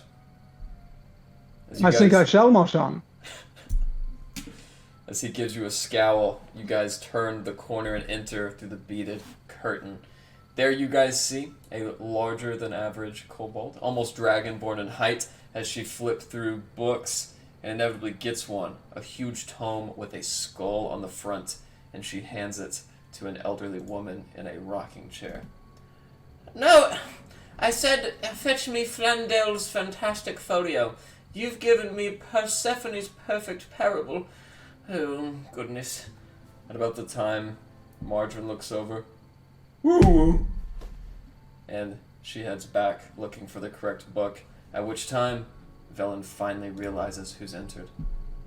"Oh my, Larry, and you've brought your friends again. Welcome, come in, please." Mother, I think maybe we need to talk alone for a second. Sure. Oh, I can't wait for Timothy. Modern is just not the hand that your brother is at fetching these books. Modern, why don't you go help Lishon wet her brushes or whatever she's doing? All right, Mom. Margarine steps out, bumps her head on the ceiling, and then ducks beneath as she leaves through the curtain. Now then, what is it you would like to converse with me, my sweet? Well, dearest beautiful mother, so we did find Timothy. He's done some bad. And he tried to kill us. On more than one occasion, really. We've seen him. Anyway, so Rez, you want to help? Larry, I can take this from here. Okay. I gently guide Erwin in, and I say, Actually, if I could. Oh, you're here What? too. Great. Thank you. Sorry. Somebody. When did you- Sorry, oh, I'm so sorry. I I thought didn't this was realize I was just- interrupting a scene. Oh yeah, you're all hilarious. you're all here. You're all here. Yep. Alistair's looking for alcohol anywhere in the house. Erland is just like kind of sitting in the back where we first walked in. He's just gonna be like, oh. If I could explain, this is going to be tough for Oh, everyone. hi. The Chardalyn Dragon did in fact attack my home of Caer Konig, and despite some previous scuffles we had with Timothy, he did join us in the fight against the Chardalyn Dragon, but unfortunately, in an act of heroism, he did fall. So, he was a very brave boy. I need Glenn. Picking up on what Glenn is saying, Right. I say he was a very brave boy, and his last moments were truly heroic. As she looks about, her lip quivers. I need Glenn to roll me a deception check at advantage. of course, You got this, Glenn. I'm really hoping I do. Huh. Killed by his own creation. How absolutely heartbreaking. He sought to stop it whenever he saw what it had become. My God. Where is he now? Glenn, help me. And I take my cloak off, and I start undoing the ropes. And with Glenn's help, I gently lay down the sheet-covered body onto a table, and I pull back and just reveal a bit of his face. She pushes back some books, which kind of plinko into some flasks and small vials that break onto the ground, but she pays them no mind. As she brings a hand forward, she caresses Timothy's chin and runs her fingers through the scales atop his ears. Tell me, how was it? It was quick. The construct he made, was it formidable? It Very. almost killed myself. If genuinely don't know if I'd be here to tell you the news if it weren't for Timothy. She reaches out her hand and puts it on your shoulder, Larry. He always was a very clever boy, just like his sister. I will find time to tell the others. Was there any way to save him? I think it's too late for that, Helena. I'm truly sorry. Tell me, what possessions did he have? Any clues as to why this happened? Did he? Do I remember? Do I have something? You have the I think hammer. You have the hammer Yeah. that he has, and Rez. You also found a mysterious black ring that was on one of his fingers. I fumble through a pocket and I show her the ring. As you look at the ring yourself, and she inspects it with you in her wrinkled palm, you see a small dish carved into the bottom of the ring with an embering flame from the top. As she holds it, I recognize this sigil. This ring is designed to prevent its wearer from being healed in the event that they should fall unconscious. It is a ring that goes by many names, but I recognize this sigil, yes. It belongs to the Arcane Brotherhood.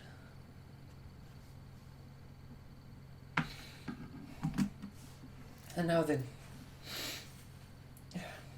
I'd like to do some investigation into its nature. Who crafted it? However, this is not my speciality, armors and rings and jewelries. But I know of one who is capable of not only discerning the magical properties of an item such as this, but also discerning where it came from. I know you have all done so much already. Larry, I know you long to return to me and your siblings, and now that you have slain the beast you may. But first, I would like it if you would take this ring to an appraiser.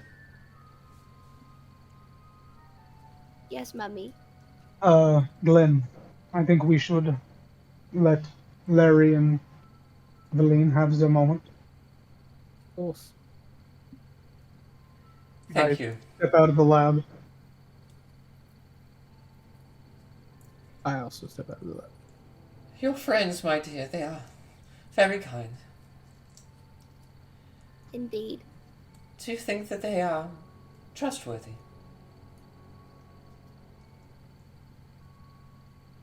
Yes. I think they have a tendency to stretch the truth whenever they believe somebody's feelings are in need of contemplation. But they mean well. Yes, well, that would certainly explain, or alas, this little white lie. But I understand where he was coming from. Keep your eyes open, my dear. I don't think I can afford to lose another one of you. Of course, Mummy. The man who is to appraise this ring is an old friend of your father's. His name is Selidak Sharphelm. Many call him Selidak the Wise, but I assure you, when he was young, he was as credulous as any of us.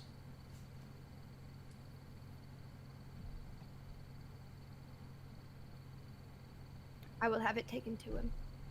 Thank you, my dear. You will find him in the Dwarven Valley. He is the magical advisor to the Thane of the Mountain Dwarves. They are a very rude people, but they are stalwart, principled, and above all else, reliable. Please, I don't know quite what to say.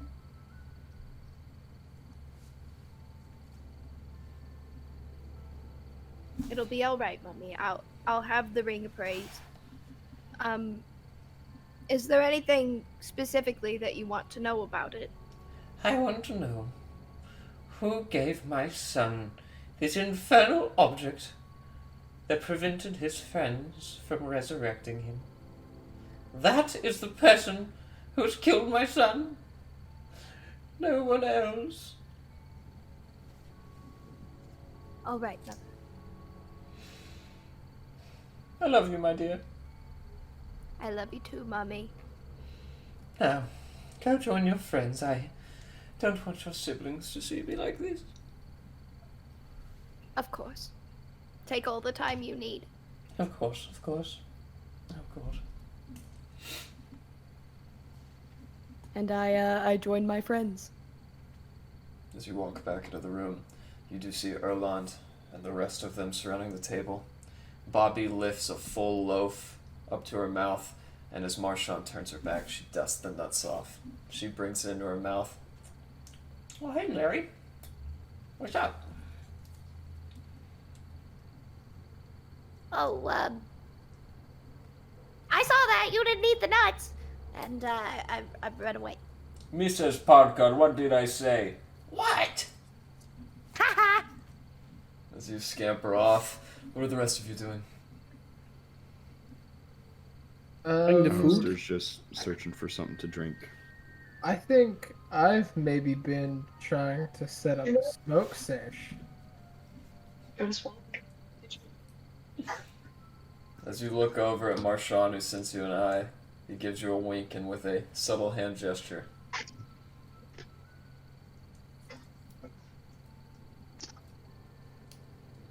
We will Anyone do else it like to join? later. Oh, are we Later. smoking? Later. It is early in the morning, you know. Children are present. I don't know what time it is in here, man. Goodness. He's got a fair point. The timey-wimey shenanigans are being fixed as we speak. Okay, fair. I will instead. What? Okay, so what time is it? It's early in the morning? Right How now early? it Is it is breakfast time? since you guys awoke at around 5, it took you 4 hours to get here, it's approximately 9 a.m. I prestidigitate the entire carpet and clean it, but I don't say anything to Marchand about it. He does inevitably glance at it and kind of looks at you. Thank you, by the way. I have enough responsibilities as it is. Oh, I'm sure you do. Are you the ones that handles the pork around here? I can summon this, yes. Oh, so you're good at porking. This, what do you call it? Common expression escapes me. Porking? Cooking pork? Yes, I'm very good at that. Oh yes, especially when that pork belongs to one of your friends. Hey, I want one of those chocolate things. What about the rest of you? Oh, that looks lovely. Oh yes, there is plenty of katifi to go around. It is a delicacy. I'll just eat that. I'm okay. Alright, speaking of my responsibilities, if one of you could go do a checkup on Lishana, she will not let me in there anymore. Aralas, if you'd like to do that. Yeah, I shoot Aralis like the go get some eyes. Like, We'll hang here. We'll keep eyes here. Surely.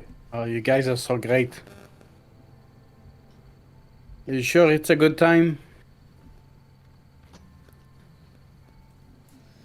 Marchand, is this a good time? No I time walk like up to the present. Aralas.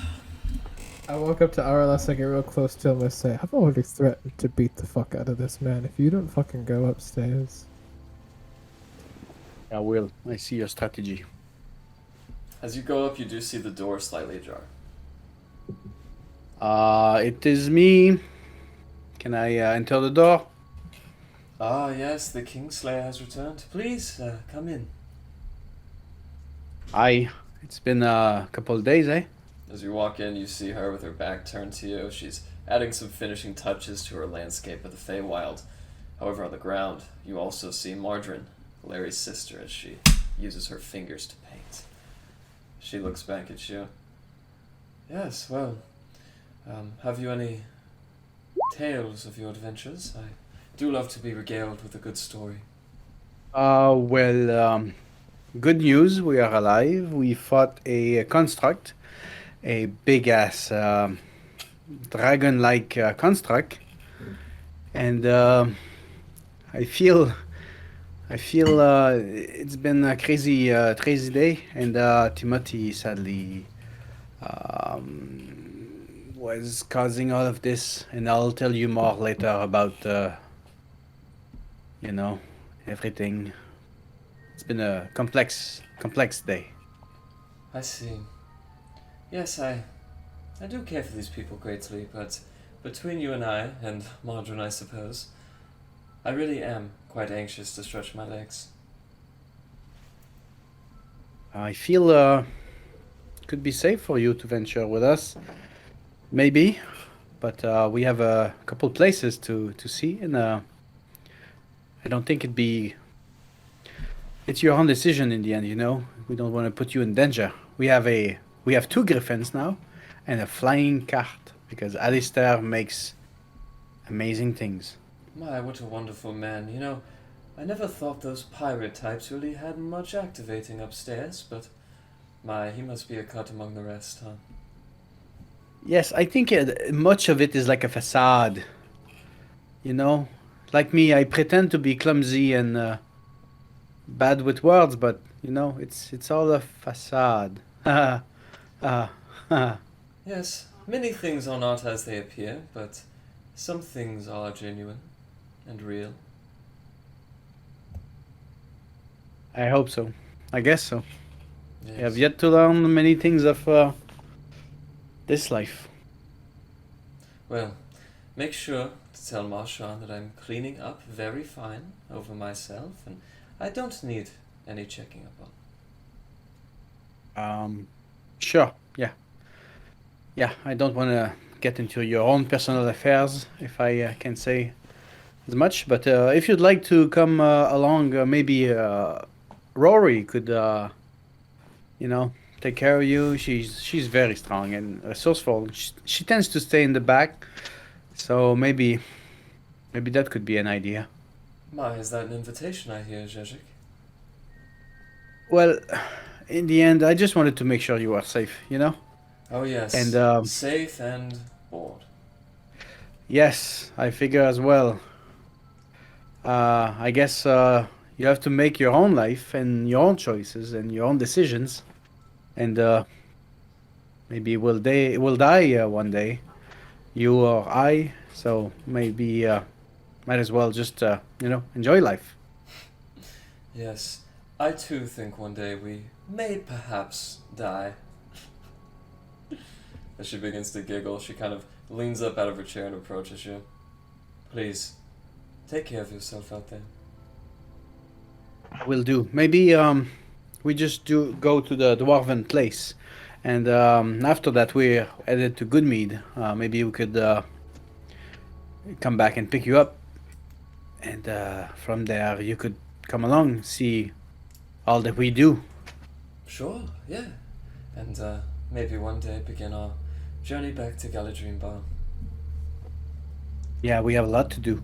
That's But right. you know, those friends there, what they do is it's really great. And what I got to do, you know, since we last worked together, my abilities, my control over magic, and I'm still I'm bad with words, you know.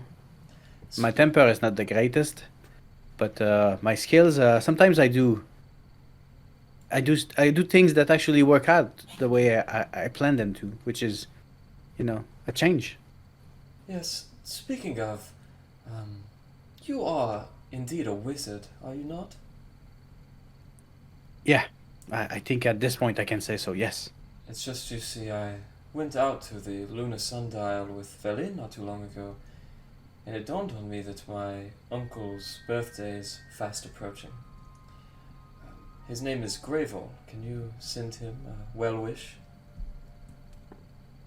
Of course, Grevor. How many 10 days away are we? Is it in the next one? Oh no, his birthday is tomorrow. Okay. Well, I think tonight I would be able to wish him the best from your part. I'm not sure if it matters, but he lives in the city of Ostenadil. He should be awake by now. Would you like us to do it together then? Sure, is there some way I can help? Well, maybe if there's anything special you want to say, but I would try to reach him. And could you maybe draw a quick drawing of him so I can, you know, locate him better? Sure. And if you have a short message, I'll relay to him.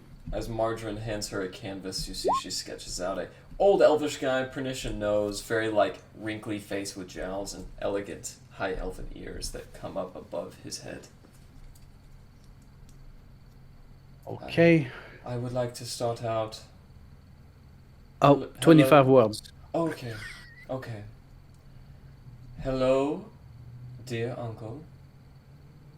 It is your niece, Leshana Leodon. I just wanted to wish you a very happy celebration of your birth and continued joy. 25 words. Okay, so I will suggest to you, because I've been practicing for a bit, since you are saying your name, you don't want to say your niece because it's redundant, you know. And he may be surprised by me saying so. So I will maybe shorten it a bit, and just give him the fact that it's me sending it for you. I do have many sisters. Okay. But- So I will try to, because sending works with somebody that I am familiar with the drawing and her birth provenance. Can I reach? Do I know if I will reach the man? You think you probably will not. Well, I will try, because you don't need to sing the song. All you gotta do is, sing is it the air, the rhythm? Have the Sure. rhythm. Sure. So I will cast the spell, Ross needs weaving his magic. boys in there backing him up. I will weave to the best I can, and I will say, "Hello, message from Leshana that wishes you a very happy celebration of your birth and continued joy."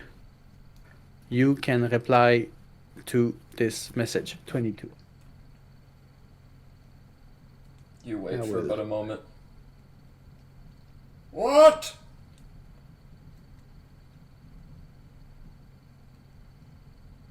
I think he's unsure if it's. Did he reply? You sure you drawed him right? Yes. Well, he says thank you. Oh, well, the thanks should really belong to you. Oh my, you wizards are so fantastic. Well, thanks. I may blush. What about we, if you want to finish your drawing, you can eat with us for a couple minutes, get to know the crew, and, we'll leave at some point soon enough. And next time we pick you up and you come with us, kick some ass together. There's yetis, there's beasts, there's durgars that try to kill us, but no more because the king is dead. Oh, right, yes, you killed him, right. Sure, I would love to eat breakfast. And as you guys watch, the door inevitably opens. Heading down the cherrywood steps, you see Leshana. As she greets you all with a very subtle curtsy, Marchand looks over. I think Velin was calling my name earlier. I should really see what, goodbye. Larry, I have a question. Yes. Can you point me somewhere where I might be alone for a moment?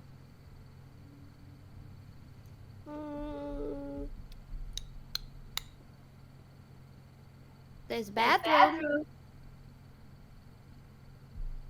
Good enough. Can you show me to it? Sure. I waddle down the hall to where I know you've been before because we've stayed here overnight, and I reluctantly throw open the door. I say, Here. Thank you, Larry. And I dig in my coin purse for the shiniest gold I have. Ooh. I press the digitation it to make it even shinier, and I say, "You look annoyed. Take a coin."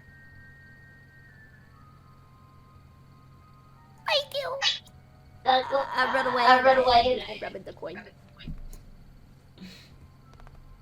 So I walk into the bathroom, I close the door, and with this whole journey, we talk about going home, thinking about what home is, about how I'm here soon, hopefully. This thing that I've been dreaming of for the past decade feels like it's finally about to come to fruition. Joke's on you, bitch. It's not. And I begin to cast the sending spell myself. And I say, Freya, this is Rez, your brother. I do not even know if you're alive.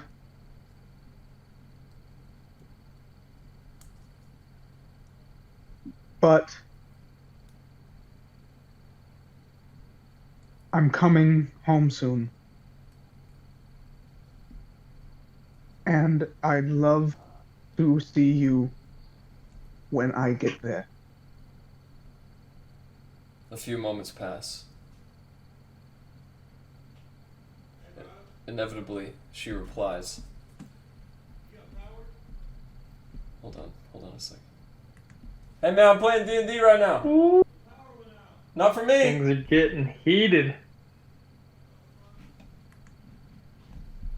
Inevitably, as the return comes. Rez, is that you? I'm not even so sure what to say. Arnholt is dead. The Count Aurelian has... And it ends. The what has... And then it ended? Count Aurelian has... And that's it. However, you can expend another slot to cast message again. Or sending, I should say. Tears in my eyes. I burn another spell. And I say, Anholt is fine. I have him. I've seen him. He is safe. We are coming home soon.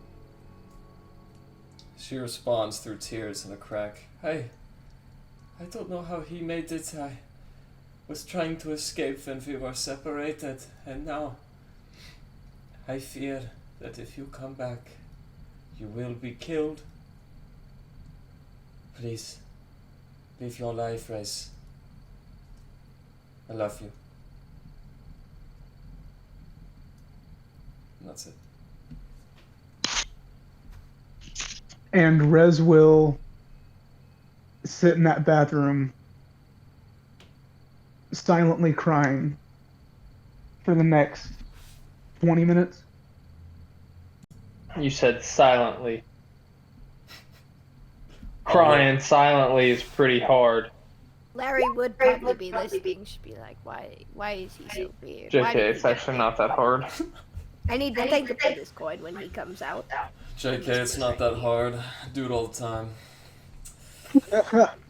And with that, another hour passes.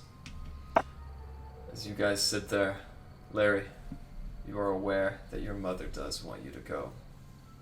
However, the party, unbeknownst to this concept, still sits on the breakfast table, eating your kaitifi and hanging out. What would you guys like to do? So were we planning on hitting up the Dwarven Valley this afternoon? I think we should.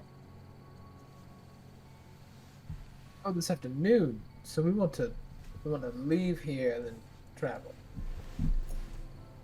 Yes, I have business there. Oh, Of course. Larry, I have business there. You haven't spoken of your business. What takes you to the Dwarven Valley? Hey, Rez over there giving you advice. Play your own game. Play your own game. Cheating! This is your character, not Eric's. I'm just letting her know. I don't want to hear. I'm just letting her know that she can. Her character can see her siblings in the room. Just letting her know. Okay. Mother love wants giving me Eric to shit. put something up.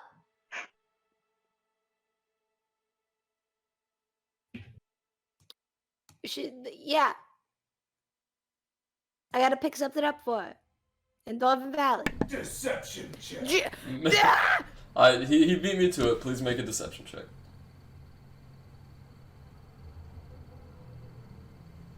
You're muted. That's okay. I think it was intentional. Oh, fair.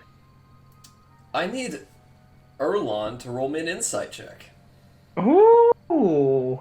This might be Get a very, little, very get a little unfortunate. dicey. I'm also gonna give him a piercing look of like, don't you even right now. Bam. Don't you even right Bam. now. As Larry, as he rolled a natural 20, he is so insightful that it bleeds over, and now you know that he knows as well.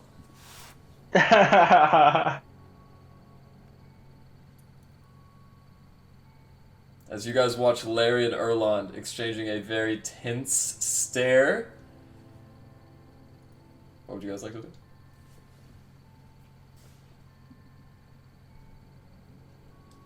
So what Rez do I comes know out now? of the bathroom. I kind of missed that. You know she's Does lying. just know it all. You know she's lying, Erlon. Gotcha. Rez comes out of the bathroom, and his eyeliner is running, like his makeup's all smudged. Oh, Rez, isn't that makeup just what you want it to be, though? Yes. Okay, he needs a hug. Come here. And I hug his shin. Erlon, being a wise and insightful sea elf, you also think he might be sad.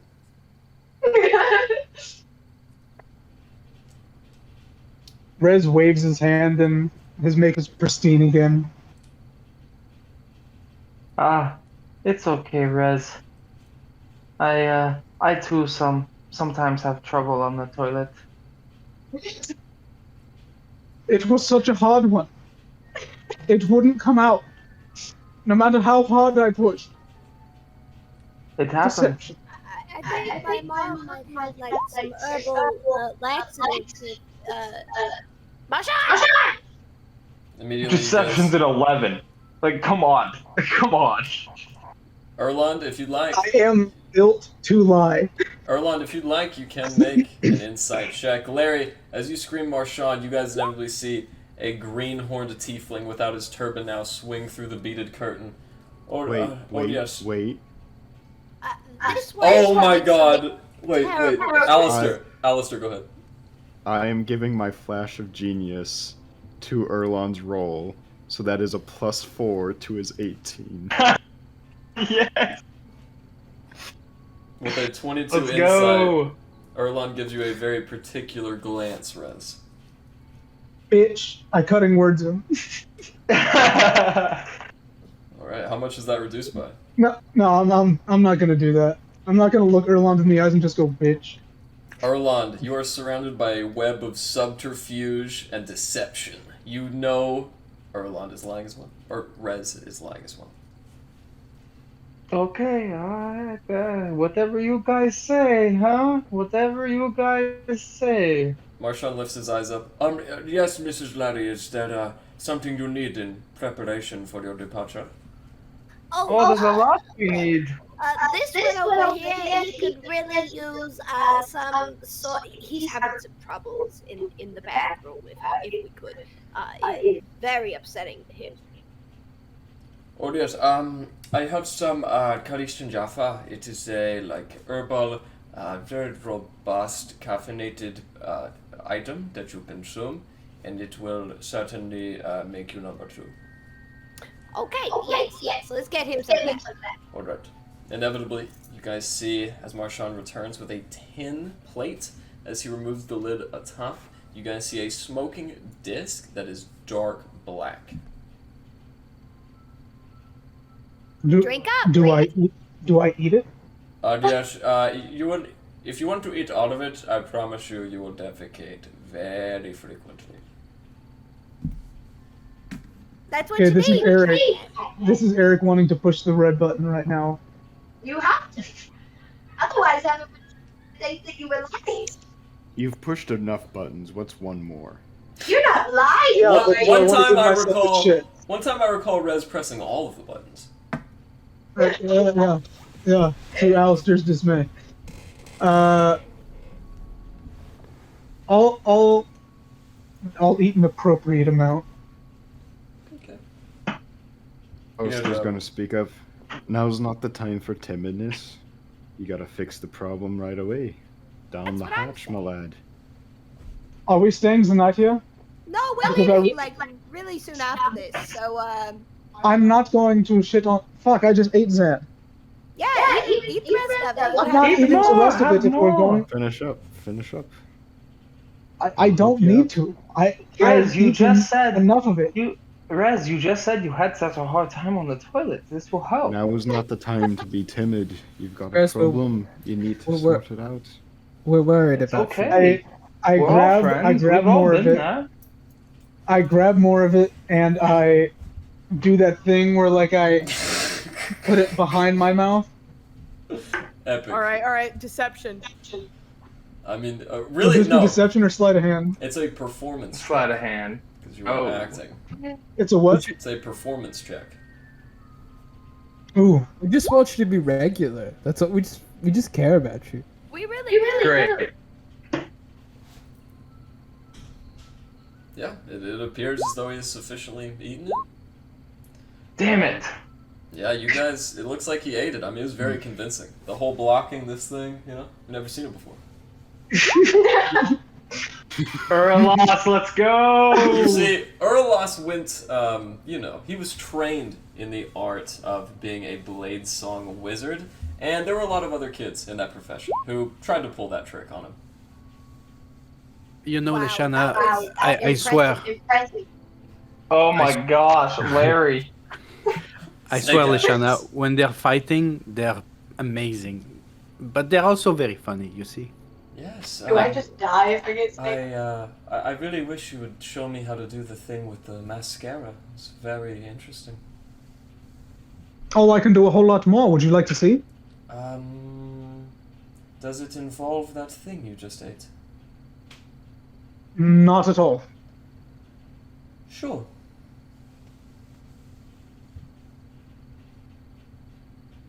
Describe the ugliest person in the world. What does their face look like? Oh, I'm thinking maybe, I don't know, a tiefling with a goatee. Maybe a purple one. This is really telling. As she describes it, like each feature, my body just. But I am adding flair to it, so it looks like it's magic. Like I'm throwing around prestidigitation and shit. Mr. Ez, Like making like puffs of smoke and stuff. Mr. Ez, you are a very handsome man. I do not know if I've ever told you that before. Y'all check Agree that. to disagree. Ouch. Okay. Enjoy your food then. See, he's magic. I Yeah, think- it's always under the guise. It's not like, hey, look, I'm a changeling. Look at me change. It's magic and pizzazz, and my cloak is blurring. Alright. Very interesting. Mrs. Valen did want me to tell you guys that I do have meals prepared if you do get hungry on your journey. I mean, Oh. hey, guys. We might as well eat up before the journey. Yeah, it is not much, but I made a nice loaf of shortbread for each of you. Well, thank you very much. Of course. Keeping I the flick him a full copper. stomach could be a good idea. Oh, thank you. Yes, this is a nice one. Puts it in his apron pocket. Erwand is going to grab a piece of the bread and put the thing that Eric ate or was supposed to eat in it and give I it to have it. Eric. He has it. I pocketed it when Oh, I pretended damn it. to eat it. That I would thought It's you, like I thought in you my might have hood threw right it now. down. But It's but like does he have it's like all in of my it? shirt. I He thought I does. was about to Still get some that on the so plate. good. he ate half of Okay, it. now and I he have took to add the to my other half. inventory. Okay. Now I have to add to my inventory laxative. Yeah, half Laxative. half a Jaffa. So like GAFFE. Oh my goodness. Fucking love this. Inevitably, the beaded At that curtain time, opens again. at that time, As the he's got a bead- shit. As the beaded curtain opens again, it is Velen Harpo. Excuse me, children. There's something I would like to say to you. As they gather around, Please, let's go into my private study. Somewhere where your friends can do their business, and we shall have a very short conversation. Miss Larry, stay with your friends for the time being, if you do not mind.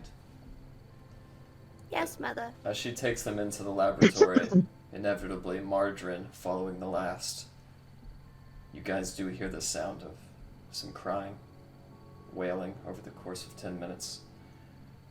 And as you guys sit there, nobody comes out. At least not yet. I'm sorry, but did Marjorie just give us the good old Coke bump sign right there? Was that what Garrett was doing? Was that? No, I was just probably rubbing my nose. I'm sorry. Oh, Yeah, sorry. I thought that was like a signal for something that she did. My bad. No, Margarine just. No, is the that's what last- Rez does. That's right. That's what rest. As you guys sit there momentarily, Lashana looks around. So, I heard you all were going to the Dwarven Valley. It appears that way. Yes. Are you going to be joining us? Oh, I would love to. She kind of looks at you, or I'll ask for confirmation. Well, why not? All right. Life is short. Gotta build some Uh, memories, I guess. Sure. Fucking, I got griffins and I'm the best wingman. That's something. The sea You know, elf and his sea nymph. Oralis here. He and Alistair. No, I can't lie like that. I'm great at lying, but I can't lie like that. But Oralis can drive the cart that can fly, Oh, and he can show you the world. that would be amazing. Shining, shimmering, splendor. Question for the DM. How many Alliteration. people can fit on the griffin? Only 2 people on either griffin, but the cart itself can contain 8 people. Yes. I believe I can probably talk to a griffin and have them be okay with, Orlas and you hopping on and giving you guys a little bit more freedom. Oh, that would be absolutely splendorous. I went on an airship when I was a child, but nothing like this. This is very fast and very cold. You need some warm winter clothing. Marchand! Inevitably, a very reluctant tiefling looks over. Yes, Miss Lashana? You heard the man. I could use with some warm winter clothing. Right. As he leaves, he inevitably comes back with a full parka lined with what looks like sheep's wool and a very well sewn gambeson, a thick linen-like sweater used for blocking projectiles and blunt forces. As she puts it all on, well, certainly not as fashionable as House Dagonathan attire, but I suppose it will suffice. It's great. It's great. Do you need maybe we can pick up a short bow in this place that you could bring along, just in case, you know? Oh, why, there's no need. Would be soaring above the clouds. I think we should really go now. You're right. We're good. Okay. Yes, you'll be fine. You'll protect me, won't you, Zezik? Of course, always. I have this spell I can cast if we were to fall. So no, don't stress about the height. You know, life is funny like a big nose. You never know where it'll lead you, but sometimes it smells weird. Yes. Yes. Life is like a nose. It has two nostrils. Anyways. Yeah, I need to practice. I found the analogy very well, but very good. But I'll find something better with time. I'm absolutely tired of sitting. And as she gets up, she slips on 2 black flat-footed shoes, which are leather and canvas, almost like a boot, but they stop at the ankle. And as she kicks open the door, the first bit of frost hits her face. Oh, my. Do either of you have a scarf? Anybody? Right. Don't worry. No, it's okay. I'll be all right. Oh, I take out my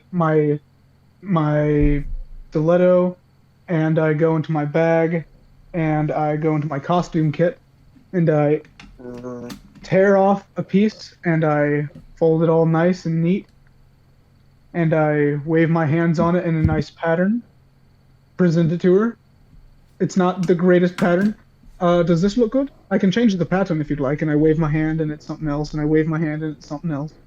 Oh, could you do like green with a yellow plaid pattern? Beautiful, yes. And I wave my hand over it, and there it is, and I hand it to her. Oh, what a gentleman! Thank you. As she exchanges a very pleasant. And I bow to her. And she responds with a curtsy of her own. Now then, where are these birds Can I make- everyone's been talking about? Real quick.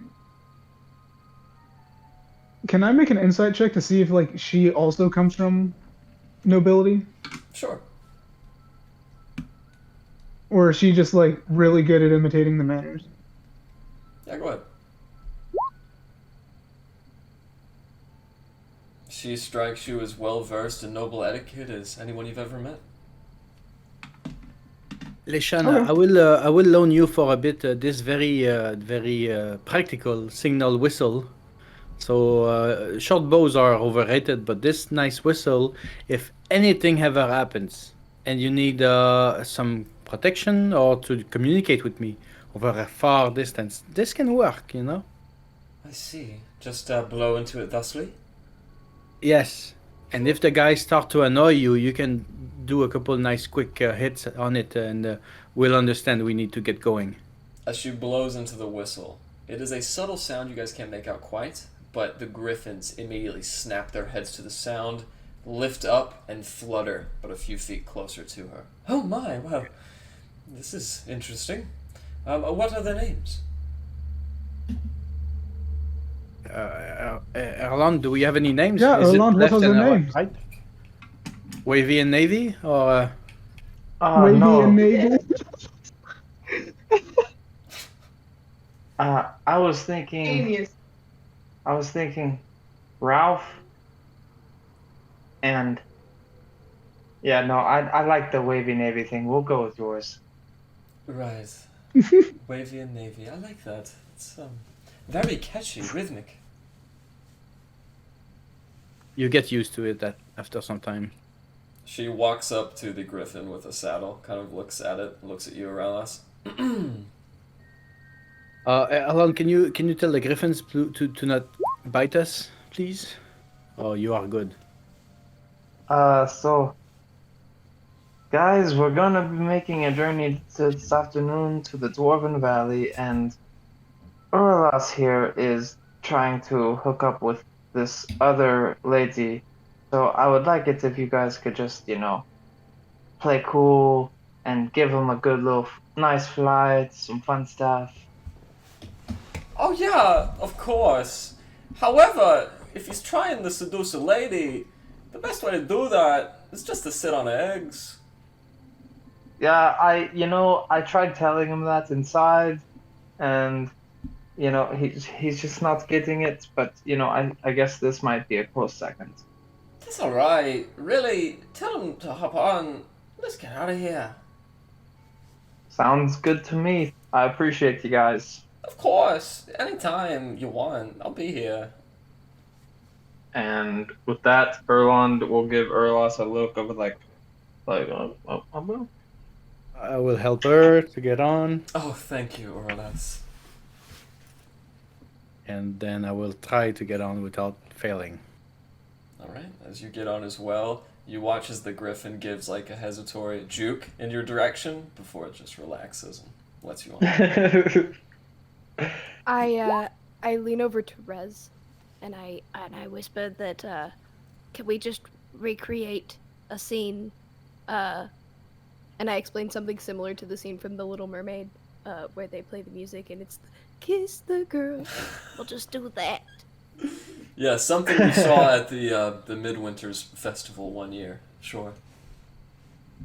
Oh, I think I saw that one. I start playing up a tune. I think I saw that one. La la la la la la la la la la. Sha la la la la la la la. Okay, guys, let's get going. I feel we need some wind action in our ears. Yeah, Turn up let's the music. go. I will say, Erland will hop on board and prep for flight. He's gonna do the Alistair pre-flight, looking under the wings, picking up the tail, making sure, pick up the tail feathers. Yep, good to go. hey, what are you doing? I don't Look, have a man, watch hey, up there. I know. I'm just trying to prove a point to this guy back here that he's not the only one that has something that can fly. Okay. Understood. Inevitably, the rest of you guys get to the cart. The griffins assail normally, and as they flutter to where you direct them, you guys inevitably fasten them, and once again, gain flight.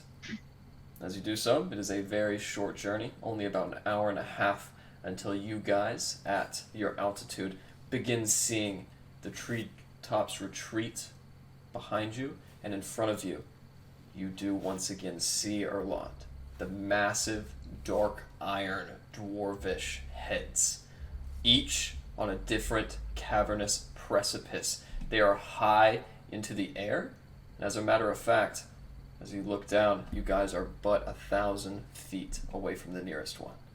What would you like to do, Alistair and Erland? With Alistair's permission, I'd love to take a swoop into the Dwarven Valley, kind of like between the two sides, and just get a really good look, but just buzz in the area. You do so. Yeah, I'll agree with that. I'll Cool. go with that. All right. As you guys glance around, you do see in the Confirm external. Can you send that in Discord? Sure thing.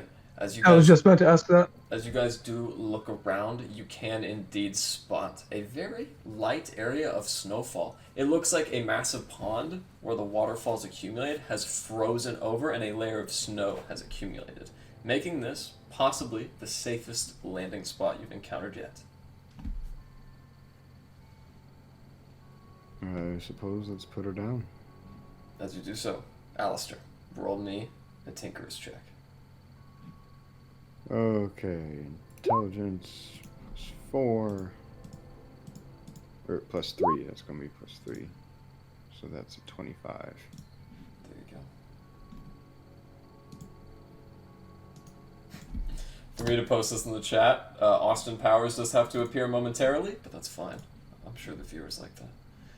Erland, with your combined intelligence and animal handling, still kind of rigored from the pre-flight check, one of the griffins, I'm going! I see it! Come on, lighten up! And as you guys do spiral around, this time in a conical formation, Alistair, you land the ship as if you were landing a Nautilus. Touches the ground, but a small path of snow behind you, a perfect landing. As you guys get off, stretching your legs, Lashana the First. Oh my, that was absolutely wonderful. I need everyone to roll me a perception check. Are these flowing?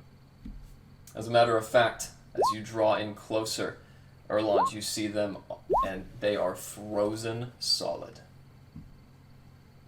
Oh man, how does that happen?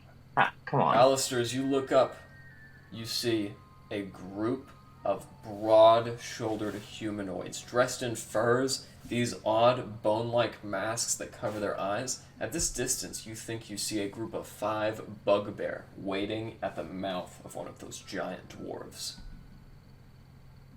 Looks like we got company, and I'm gonna gesture up, and I'm gonna point with my gun, just You kind of all- holding them in sights. You all do see them up there. However, they're not looking at you. They have their backs turned.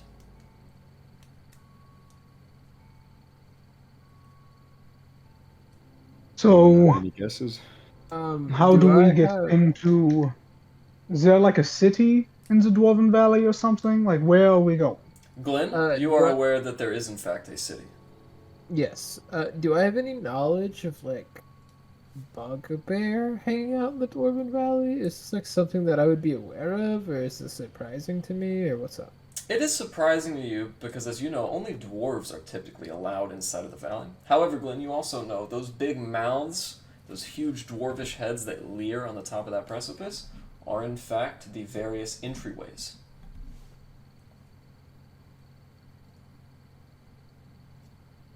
Okay. Okay. My Alistair. nature check was on like the scene there, just so you're aware of like if I can tell if it's past, present, future that I saw, or whatever. This seems to be before your premonition. Alistair, I reckon those guys are a problem.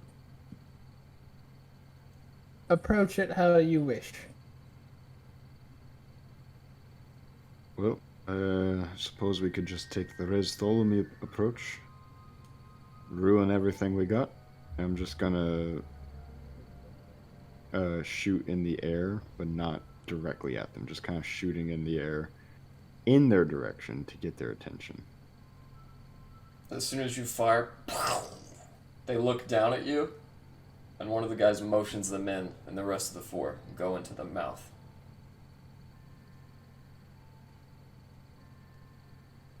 Let's go say hello.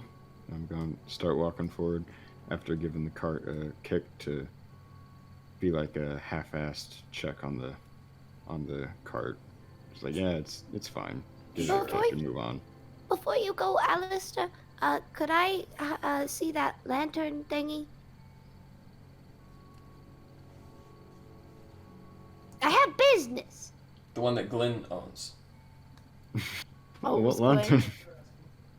Oh, I thought you said ask Alistair. That's fine. Anyway, You could. never. That's proof. Bing bang bong. Bing bong. Gotcha. Glenn. She comes back. Hey, Glenn. Yes. Oh, it wasn't you. Okay, Glenn. Could I borrow that lantern thingy? Of course. Yeah. You know how to work it?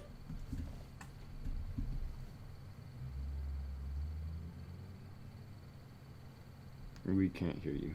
Okay. Can I just thought say was a name the- and it'll take me to a person? From what I hear, maybe.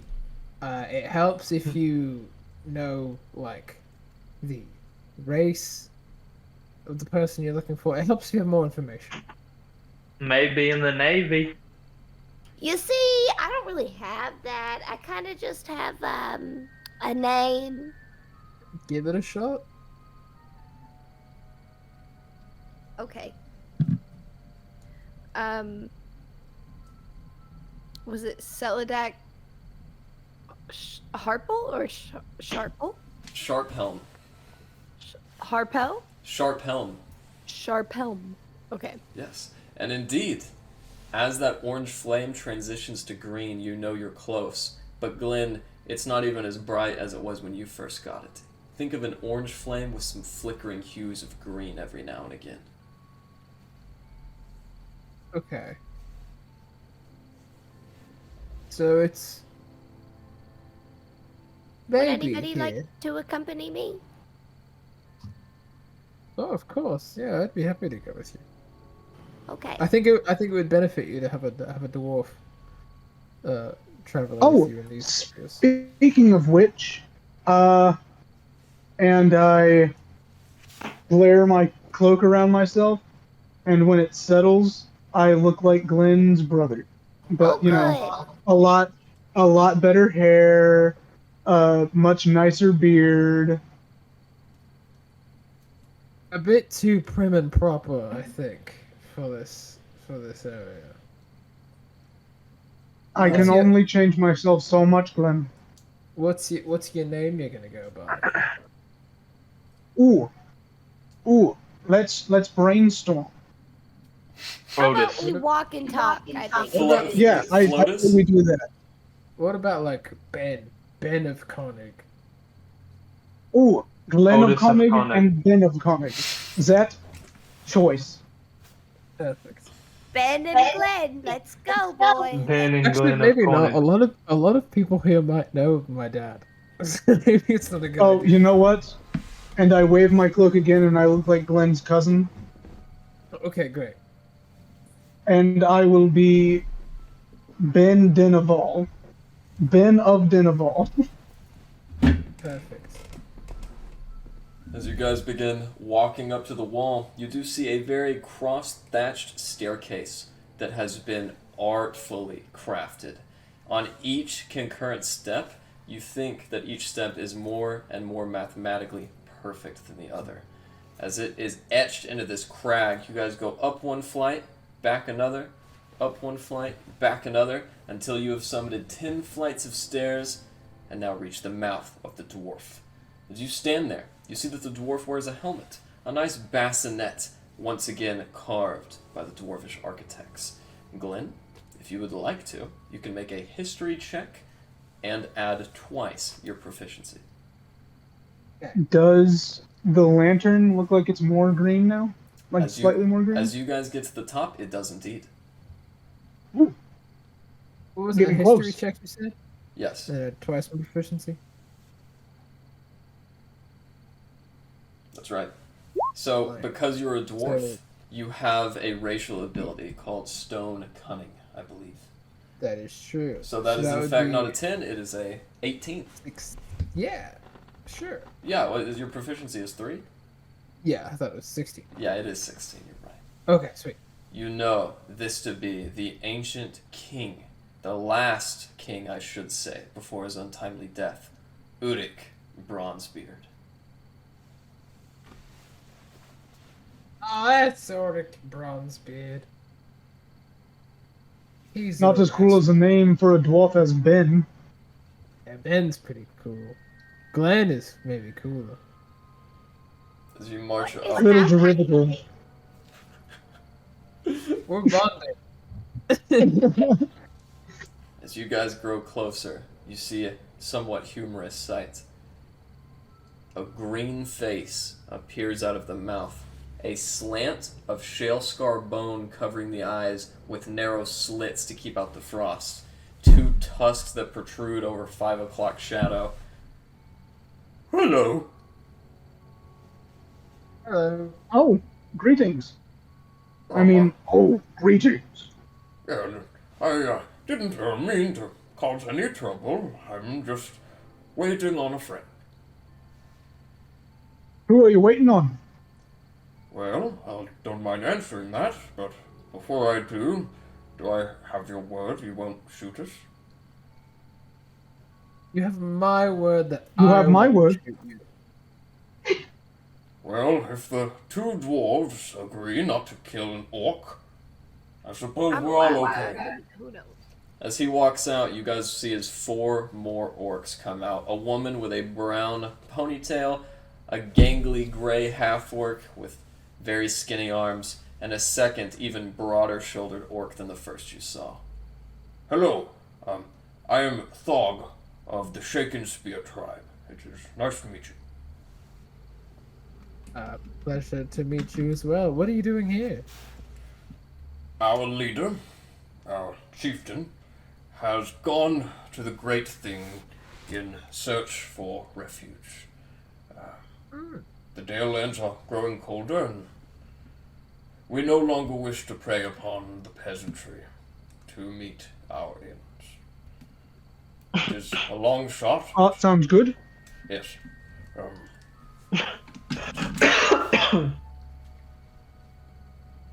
Do you think you could guide us to the main city here? The gangly orc. The woman. Oh no, they won't let us in. Only But it's straight down this way. Right, yes. How's about? Actually, real quick, can I get an insight check on them? Do they seem like they're on the up and up with their story? Yeah, give him an insight check. Alright. Then how are they looking? How are they What are they up to? What are these crazy kids doing? doing? What are these guys doing? They seem forthcoming. However, Rez, you sense that they're withholding something. Not only that, Rez, you also detect that they are extremely desperate and malnourished.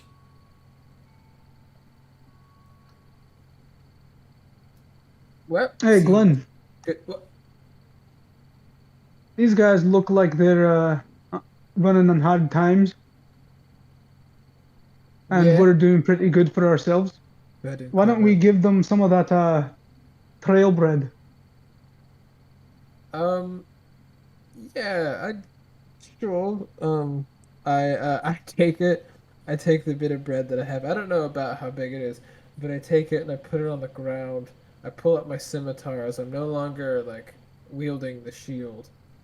I pull out the scimitar, I bring it overhead, and I do a full swing down to try to slice off some of it. Make an attack. I figured.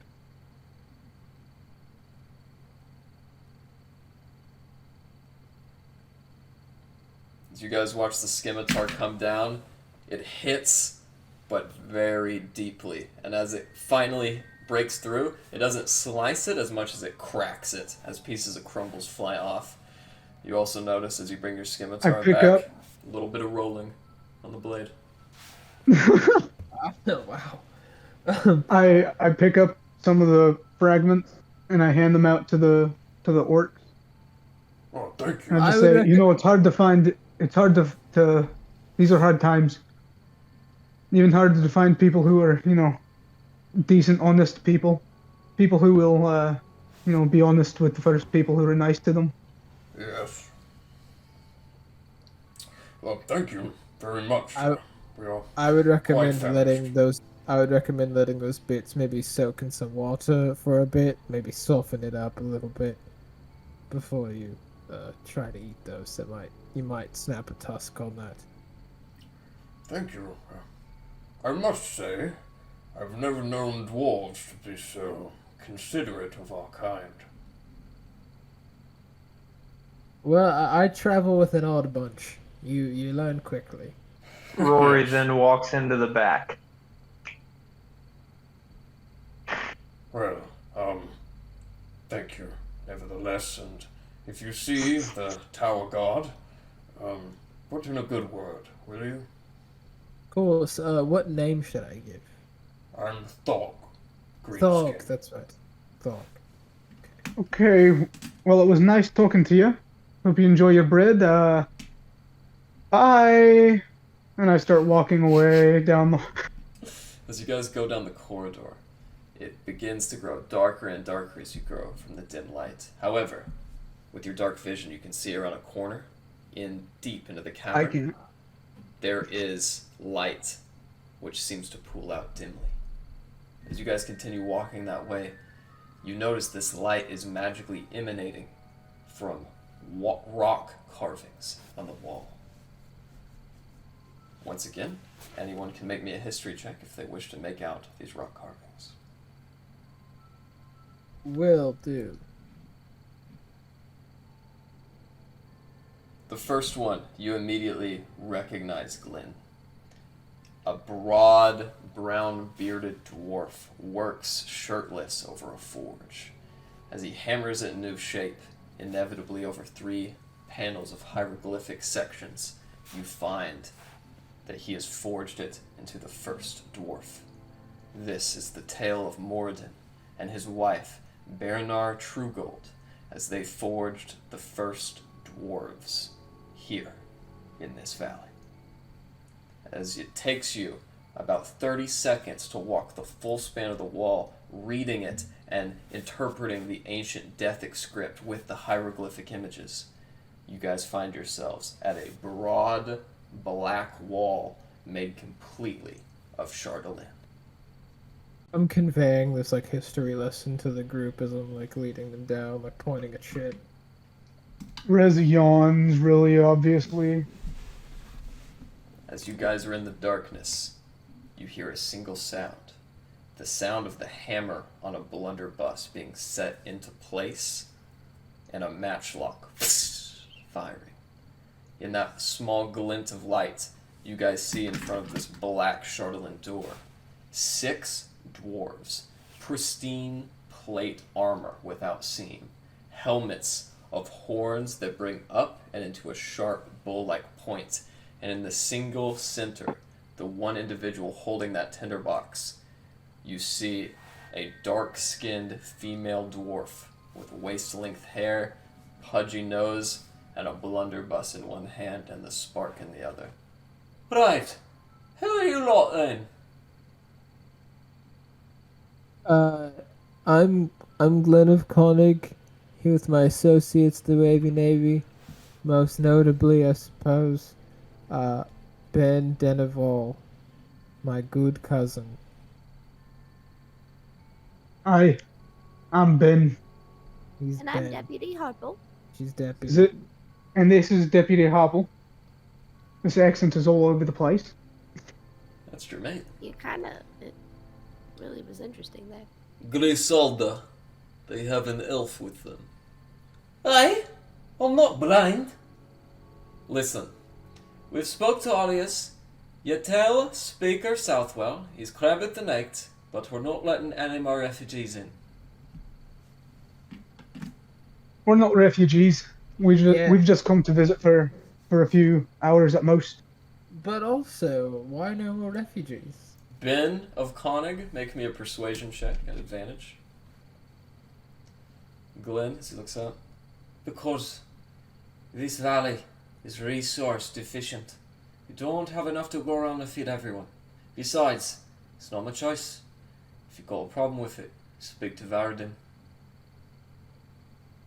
Happy to speak to Varden if you can point me to. And I'm not even saying I need to change any minds. I'm just curious more so as to the land. If you're not allowing more refugees, does that include dwarven refugees? We will accept all dwarves. I'm gonna be honest. We're not as much refugees as we are tourists. We've just come by, stopped in to see what's going on. We promise not to be in your hair for long.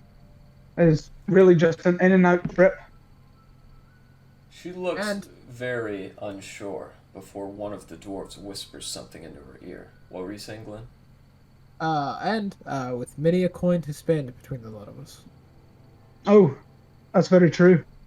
She looks back to the dwarven archer that spoke something in her ear, and through his blue hood she says, Are you sure? Damn folk friggin' rosé. Right. So, you're the Wavy Navy? From British Yeah, Standard? actually. Yep, that's the one. As they're talking, I'm flipping a platinum through my fingers. You're the ones who brought the bronze paws back from the Goblin Raid? That would be us. That would be us. She looks Yeah. to her right. The 3 dwarves with helms go into a cavern. She looks to her left. The other 3 head up a ladder. Alright then. Keep your elves on a leash. Bring it up! A huge windlass begins to churn. Chug! Chug! You guys hear it clanking in metallic percussion as it smacks into the gears and cogs, and inevitably, in front of you guys, a beautiful sight appears. From this high up on the precipice, the entrance, known as the Dale Drop, you guys can see into the city proper. One large cylindrical cavern leads up, and to the end branches off in a Y. To your right, you guys see a massive 200-foot tall statue of a dwarf. Bronze beard that shines in metal, gold singlets on his 3 braids. He holds an axe over one shoulder and a hammer over the other. Black plumes of smoke emanate through the mine and head up through the sky, where the dim light exists. Through the dim light rays, you guys watch as two white pseudo-dragons crawl down and to the north, up to the Y passage. And Glenn, what interests you the most? On the west side of the cavern, just across from that giant dwarven statue, a rectangular tower. On the side, religious runes carved by the clerics of Moradin. Is this like the first big city Rez has seen in a while? Yes, the first big city you've all Ah. seen in about 30 sessions, I'd say. Rez is dying of joy. Okay, He's so about to cry. Rez, so long as you maintain your look, you can really go wherever. The rest of you are probably gonna have to like make your choice as to who you stick with. Either me or Rez. I'm not Okay. gonna lie. My goal for over these past 10 years have been finding my brother. And this is the happiest I've been since I've set foot in the Dale Lands. How many taverns do you think this place has? Oh, enough I can't wait to find out. enough for Ben here to have a great time. I cannot wait to find out. And like a child in a candy store or at Disneyland, Rez just tears off and just starts running down city streets like, oh my god.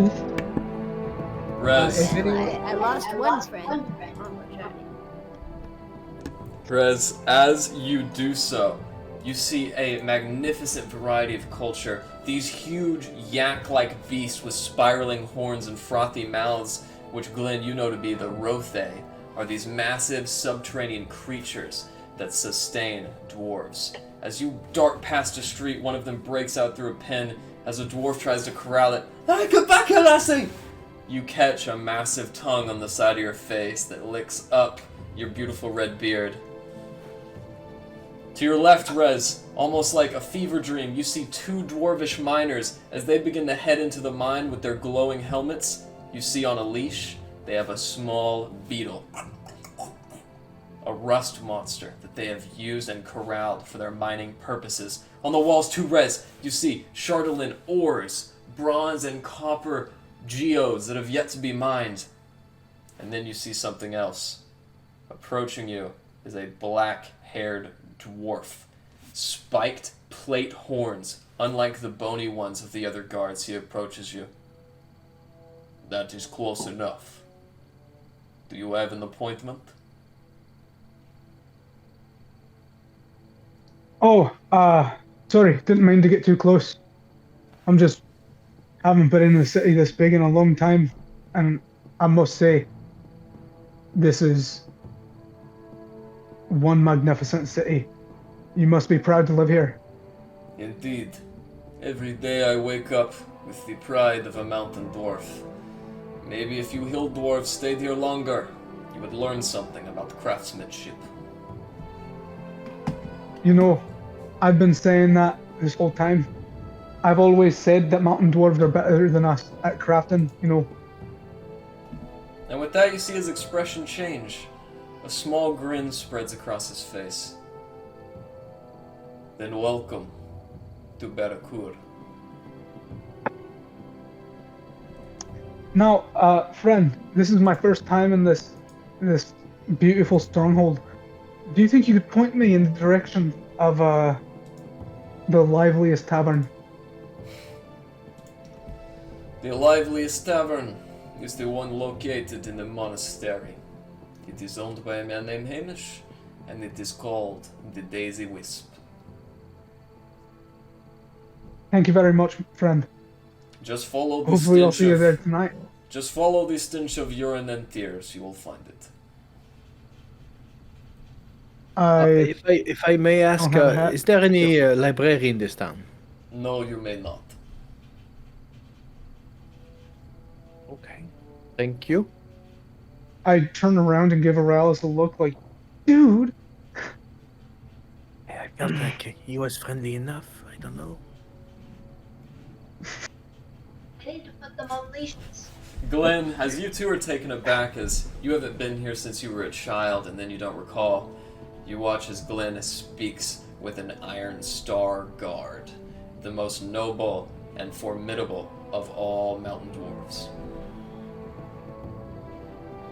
So that was like a head honcho type dude? Yes. Oh, shit. So, Excuse ahead. me, sir. I'm at the square tower over there.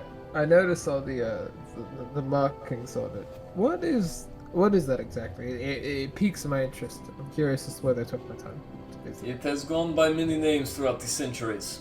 However, most people tend to call it the temple. There, the worshippers of Dumathuin, Clangaden Silverbeard, Baranar Gold, and of course, Moradin, a symbol for prayers.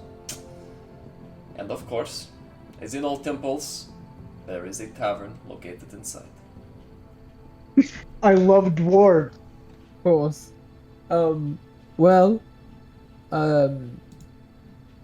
friends, as I said, you'll probably want to stick with myself or Ben. I would like to head to the tower. I feel like I've got some religious duties to attend to. If you'd maybe rather have a bit more fun, maybe Ben is more to stick to, but I think maybe the temple could kill some time for you. So just That's what I say. make your choice. I would say check the that temple. Oh yeah, I say, God, accents are hard right now. I say You're that we juggling check out too. the. I say that we check out the temple, and we Well, I as well have some religious duties, and I give a wink and a nod to Glenn. Auralis, if you really want these Lashana, you too.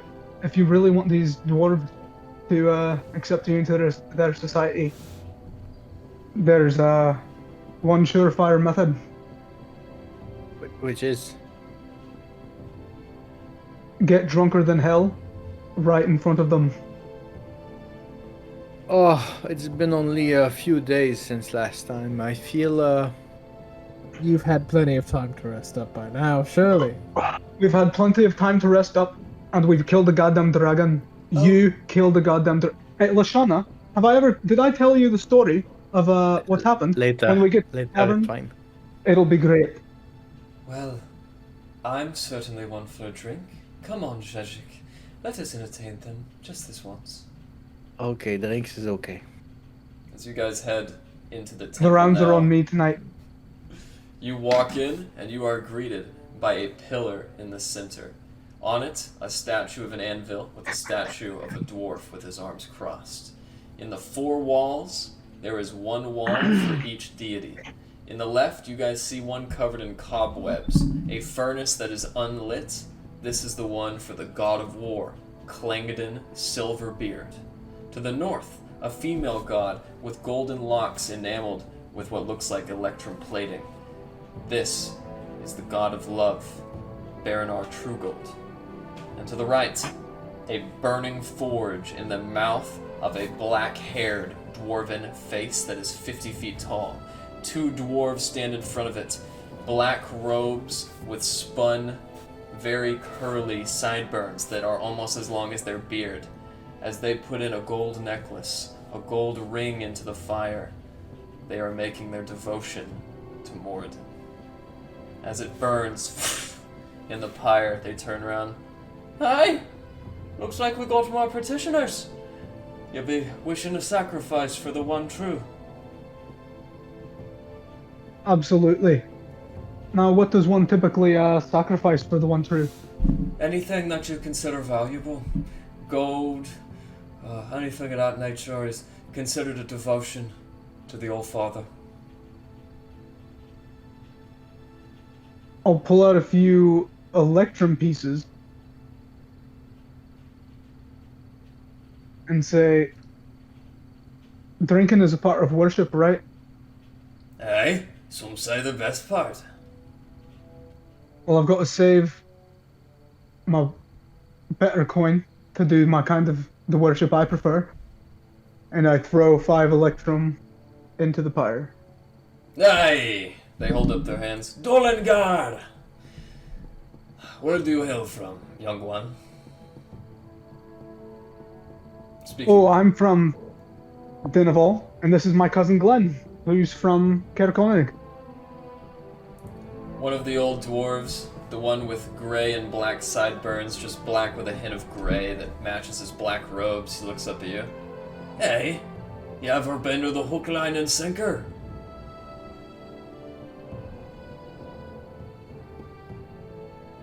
I believe I've been there a few times. Speaking to you, Glenn. Oh, yeah, actually, I've been there plenty. Very familiar. Now that's a tavern. The barkeep excused me tab when he heard I was heading back to Barracuda. A good old man. Can't you recall his name? Eglander, I believe is who you're speaking of. Right. Well, since you've donated, I guess you're fixing to find a tavern yourselves, aren't you? That would be nice. We have a few friends who are new to town, and I'd love to show them how we dwarves get down. Right. They look up. Oh, well, I don't mind elves. Not at all.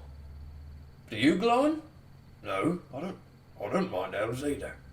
I like them. Right, see that? We're all friends. And let me tell you, this one right here, and I point to Aurelius, he can put him down almost as good as any dwarf I've ever seen. Well, in that case, it's time for a reunion. As the black-haired dwarf with a hint of gray walks over to the massive head of Bernard Trugold, he pulls on one of the copper-gold electrum coils that hang from her golden locks, and as he does so, a spring is activated, and the face begins to revolve. As it opens, you guys see a long hallway, at the end of which is a table. A bronze chamber pot on top, filled with coins of different variants and styles, and behind it, a gray-haired dwarf, blue knot in the center, beautiful blue-gray eyes, and a bald head. He dusts his hands on his blue apron as he folds his arms expectantly.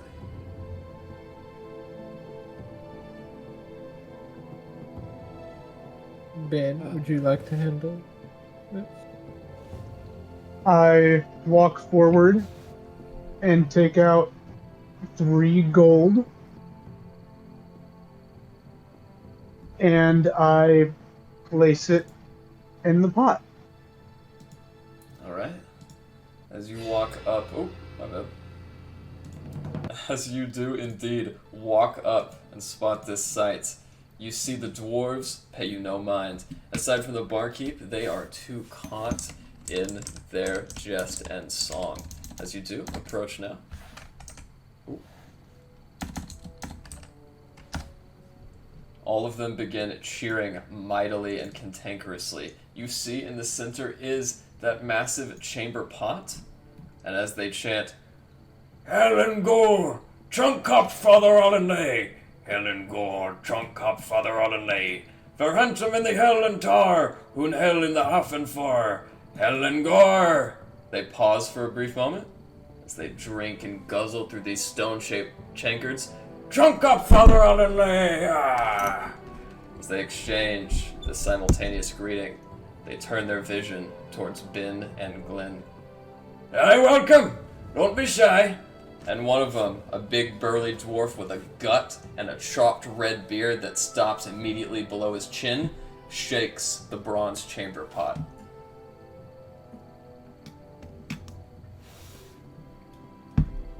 I'll take a drink for the lot of us, myself, my cousin, and compatriots. if Hamish, possible. the bartender at the back of the room, overhears you. Well, come on over. I'll see what I can do. I will throw down I will give Hamish a platinum and say to Glenn, tonight's rounds are on me. We deserve to party. We've done crazy shit the past few days. We deserve this. And I put down another platinum. And I look at Hamish and I say, keep him coming all night. Of course. Do you mind putting that extra platinum in that pot over there? I take it and put it in the pot. As you put it in the pot, now at the bar, you guys turn around and see there's a sign on the pot written in Dwarvish. What's it say? Glenn, what does that say? Fund for Uni. What does this mean? What was that? This is a fund for some young kid to go off to smithing school. Oh, wait, I can read that. Hell yeah, I'm so glad I donated to that. And even with your Dwarvish comprehension, it is barely legible. It's written in terrible font. As he brings the drinks out, 1 pint of quarter leg, a full quart of honeydew, and 3 tankards with a frothing green mercurial liquid that you've never quite seen before. It's very light and minty. I pass a drink to everyone in our group. And I say, to a night we won't remember. And to friends we shan't forget. So he takes back a drink as well. I take a drink of it. However, I would like to try to delineate some of the tasting notes of it, if possible. Of course. I won't make you roll because you are a dwarf and familiarized. This is foss brew, or in other words, brew that is made from the foss of the glade. In other words, it's mushroom mead. Okay. Aw. Wonderful. Does there appear to be like a stage? There is Or in fact anything? not a stage, just bar stools, that big broad table that looks like all the dwarves brought together for their fundraiser, and the man behind the counter that looks at you. As you begin darting around, he does notice your glancing eyes and says, Well, I'm glad we have guests. It's not always we get folks such as you. I do also sell potions, if you're interested. Ooh. What kind Thought of we might potions do you be. sell? I sell health potions. I sell potions of fire resistance for the fellows in the tent. I sell potions of dark vision. I sell about every How much potion are a those? dwarf would need. For you lot, I'd say 200 gold a pop. as he looks So over, let's keep drinking and you might catch me in a better mood. And I give him a wink. Sure. he kind of looks over. Say, where are you from, Mr. Human?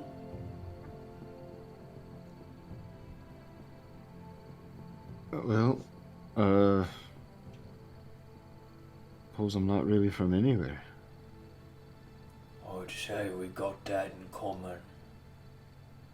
I came here from the seas. Did you now? Well, perhaps you're not all too bad, are you? Any rest of your contrary. seafaring folk? I'm not bad, but I am the worst. I'm going to slam down 10 pieces of gold. Keep the drinks coming. You got it. I'm just gonna be pounding them back, as many as I can. brings them Alistair up. is on a mission. As you get through a few, the man behind the counter folds his arm. Oi! Colin! I think we got a challenger for the boat. At about that time, you see that big, pot-bellied dwarf stand up with that red chopped beard. You now see his hair is braided in what looks like long cornrows that fly to his waist. As he gets up, Aye, and I'll make quick work of him too. Where is he? Is it you? he grabs you by the collar, Glenn. Huh? Actually, it's my friend here, human. Alistair's still just chugging. Human? You like your drink, huh? He loves it. He can't get enough. Quite frankly, he's almost drinking me under the table a couple times. You know, it's actually I'm a dwarf and I'm saying this. It's almost a problem. Oh, you're a It's dwarf, quite are you? dangerous. I couldn't bloody tell. Anyways, what you say we make this interesting, huh? I bet you 1 potion of the firebrand, and you can't even get past 2 points with me. Hit him, Alistair. Do the betting with my companions over there. I've got my own mission. I'm What? in. Just You know gonna who- grab another drink and get to work on it. Keep it your way. I'll put in his bet for him. Is that right? Alright. Yeah, I'm confident in him. He's quite capable of the drink. Well, second he finds the goal to challenge a true hero, he'll know where to find me, won't he? He tightens up his linen belt, which you guys see is just one gold-colored cord, and he tightens it around his very fat paunch as he waddles back and sinks down in his chair. Alistair's gonna turn around. I'll take the challenge. I'll take it, but you pay them. Oh? And Alistair's gonna look over everyone, thinking about it really hard, and then he's gonna point at Erlon. You pay that one. That one right there. Ah, hey. Hi. One of the guys, a black-haired dwarf with a mangy, gnarled beard that cuts off in 2 big pieces like he just has a huge mustache, looks out. Not all disrespect, sir, but what the fuck are you? No disrespect, but none of your business. He looks furrowed and angry, and as he stands up, his friends... You got put in your place by an elf. Finally. And then Erlon's gonna look back to the big dwarf. How much do I need to put in or pay, or how does this work? I'm not a big spender like you Dale dwellers. I've just got enough for 1 potion of the firebrand. If that's enough, let's get down to business. As he cracks his fingers. I pat Alistair on the shoulder. I look at him. I tell him, "You've got this, chump. He's got nothing. You're one of the best drinkers I've ever met." And I cast Bless. So anytime Damn you it, I make was a gonna do saving that. throw, for the next minute, you can add a D4 to it, courtesy of me. I get right up behind Alistair too, on the other side. And I'm like, you've got this. I've never seen a human drink as much as you can. You drink more than literally any person I've ever seen. And I give him a bardic inspiration. Alright. Alright, you heard him, Hamish. He's ready to challenge the king. Right. Alright then. We'll start off with the quarter leg and walk our way through the court.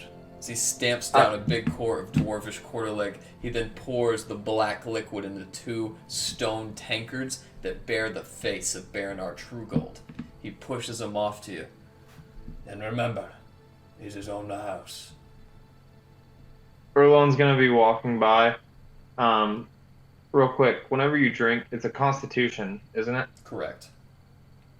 I'm gonna smack Alistair on the back and cast Enhance Ability, and give him Bear's Endurance.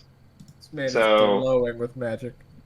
So the target has advantage on Constitution checks,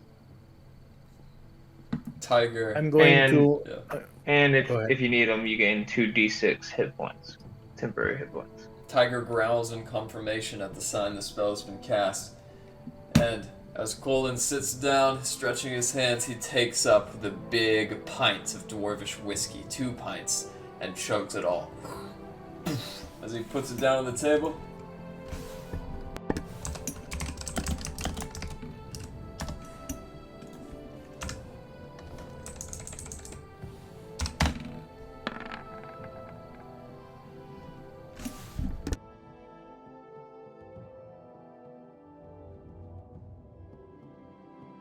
You're muted. Yeah, I can't hear you. Yeah. Got nothing. That's crazy. Okay. Whoa! As he Crazy. puts his drink down, he looks at you expectantly. Aye, a little scrawny in the britches, are we? I'm gonna grab my drink. And what do you drink for? And then I'm gonna down mine. No need to make a Constitution saving throw. You are undead. Oh my god. All of that wasted. I was just Fine. taking what you were giving me, and I'm just alright. Fuck. Hey, you got 2d6 temporary hit points for an hour. And you have a inspiration, and you're blessed you're for a blessed. minute. But But not I really. down it, and when I'm done, I slam it, and I look at him expecting his answer. Let's make this interesting, Hamish. 3 points of the Force Glade. He comes out this time with a huge Rothe horn. It is about 5 feet wide, and this dwarf is hobbling back and forth. You said 3 points? Aye. 1 tankard, 2 tankards, 3 tankards of this foaming mint green liquid. As it hits the bottom, Colin grabs the huge horn and takes it back into his face.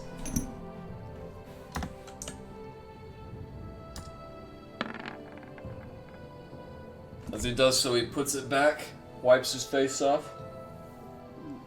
Alright. Now let's see you do that. As he falls out of the bar stool onto his face, and a small pool of liquid begins to form.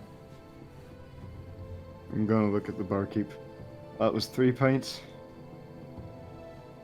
Give me 6. I like the way you roll. As he turns back, he gets the same horn, and this time just activates the spigot. As the liquid flows in, he fills it all the way up to the brim. Here you are. And I'm just gonna start chugging. Before you do, make me an athletics check to see if you can hold this massive horn. Okay. Now, Okay. Athletics. You have inspiration. And I have inspiration, and does the bless come into play here? Just attack. It lasts for a rolls and saving minute. throws. yep, and Baron's endurance doesn't affect this either. Okay. Okay. But inspiration helps. It do. Inspiration helps, and I can use Flash of Genius. So Yeah, get it, bro. Fucking roll it. Work smarter, not Oh. harder. As Hey, you, hold on. 12. Hold on. Hold up. He's got some stuff. So using the Bardic Inspiration, which is a D8. D4, D8. Okay, even better. Okay. Okay, Uh, 10. Flash of Genius. Plus 4, so that's 14. Larry, give him your flash of genius. You can do that too. You can just it can only add, be used add your once at a intelligence time. modifier. It can only be used once at a time on Yeah. one Yeah, shot. Oh, that's you fair. You can't stack them. So I'm at 14. As you guys watch, Alistair gets halfway through the pint, and his fingers slip, and the rest of the liquid crashes with the horn. As the liquid pools out onto the floor, Hamish, what the hell? The guys in the back immediately begin laughing as the horn falls and just rests on Colin's unconscious body. I'll say that's a To be win. fair, yeah, he did drink more, so That's true. Oi, I'm not done. You keep it coming. Right. He brings out now 2 tankards of the Fossglade, revealing your last 4 pints, and he pushes out another. A small rhombus-shaped flute that ends in a very cylindrical stem. It has a wooden cork in the top, and this bottle of orange liquid is tied with a small note written in Dwarvish. I'm gonna grab the bottle. Gonna hand the note to Glenn. Read that for me. I'm gonna hold the bottle up, getting ready to drink. Potion of Firebrand. oh, push to Firebrand. Of course, that's what it is, right? So, save it for later. Yeah, Yeah. I'd say so. You I'll poke it. put Well- it in my bag. grab another It looks tank like and start downing. it looks like the king's been dethroned. Now seems like a perfect time, and I like no longer because it's probably pretty warm in this city, right? It is very warm. Torches and pyres lit in all directions. Smoke just kind of freely hangs throughout all spaces. Rez, in his just his like vest and puffy shirt, takes his mercenary's cap from his mercenary's outfit, hands it to Larry, and says, "You remember how to do this, right? Oh, yes, get the shines. You're very good at it."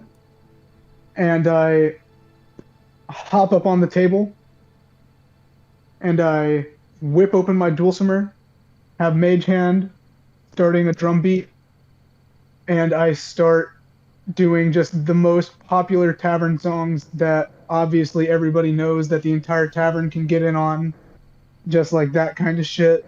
Like I want like Merry and Pippin on the table at the Green Dragon energy in this place right now. As you perform your own rendition of the dwarvish song Halingar, you get to Father Alanlay, they take another swig back, and they seem especially exuberant. As they look back at each other, Hamish comes around and fills another round before returning back to the bar. As he passes you, "You know, you may got a future in that. I heard the Great Thane is looking for a new minstrel." Well, that's great news. I might just have to visit him. You know, later we're gonna be on our way. One of our friends has to meet someone up there. Well, good luck. He's gonna be on the throne of Black Ice. It's where he sits most of his days. Well, thank you for the tip. And I throw him another gold. I talk Salmiket, which means you're welcome in Dwarvish. As he looks up, just make sure you obey all pleasantries and forms of Dwarvish etiquette. The Great Thing ain't his nonsense. Absolutely. Alright. And if they ask you where you got that potion, Party continue. tell it you got it from the Daisy Wisp. Absolutely. You run a fine establishment here.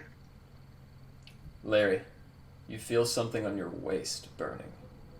And as you look down, Larry, you find that lantern with green flame has grown to a mighty roar.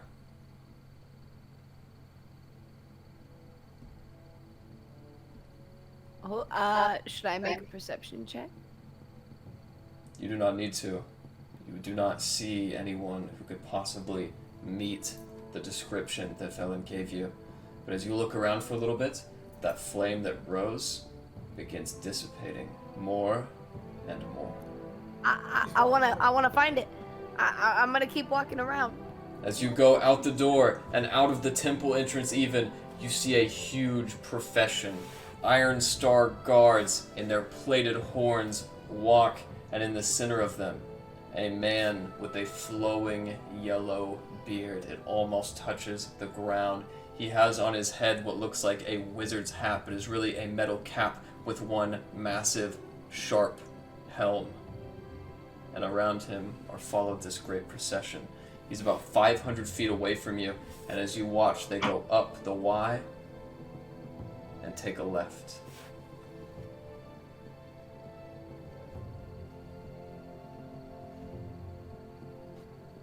They're still there within your view. Do I suspect that I would be able to find him again? As Or they that go, it is as they go an up the urgent matter? precipice to the west, you do think that that is where they are heading, and you also think this is the man, for as he's walking away, the green flame dissipates more and more.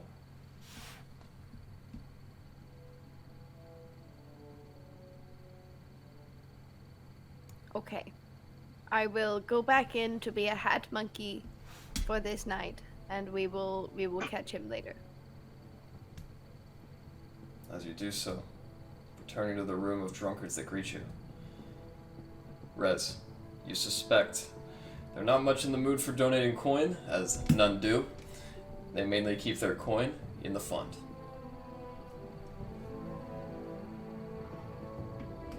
It's always worth a try, though. Rez isn't in it for the money. That's just a bonus. Of course. In fact, he yells out after he finishes one of the bigger songs. He says, "Next round's on me." Hey, that's a good chap. So you guys sit around. Inevitably, you hear the sound of a great horn. What you know, Glenn, to be the sound of the noonday call. It is now 12 p.m. Fuck. Oh fuck, we've been partying hard. Sorry, It's 12, not even. 12 a.m. My mistake. Right? Noon. It's Alistair's noon. still drinking. Oh, Alistair's it's drinking as PM. much as he can. So it's 12 p.m. Yeah, that's what I said. Noon is PM. Midnight AM. Yeah, it's noon. This is how the dwarves party, man. Yeah, we started early. Dwarves are one of Rez's favorite people. He's been disappointed in the Dale Lands up to this point. He loves partying with dwarves. Yeah, for the most part, none of them look really that much inebriated either. They seem to be sipping this stuff back like it was water. It's awesome. Functionally, it is.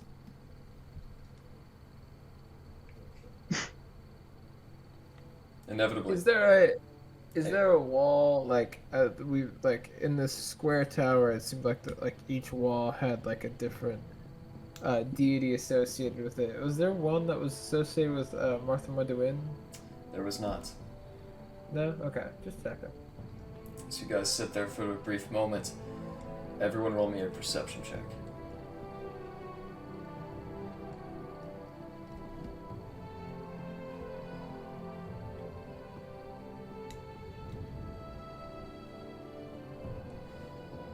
Glenn, you're the first one to hear it and direct your eyes towards the sound of massive plate pauldrons that smack into the stonework tile beneath you.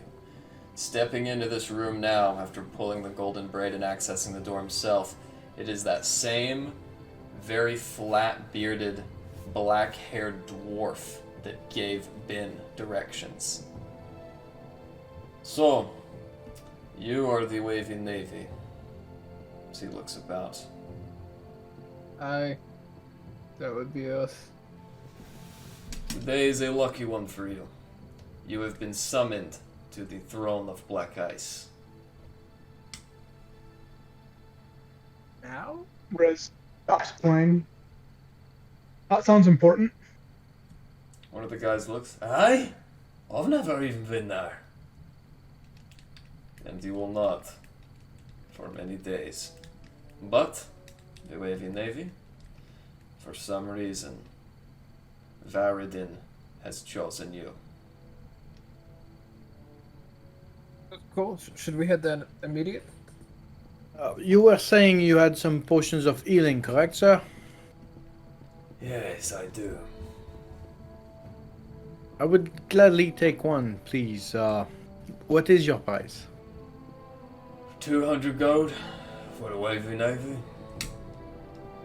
Well, thank you so much. I will give him the gold. 3 gold extra for the drinks.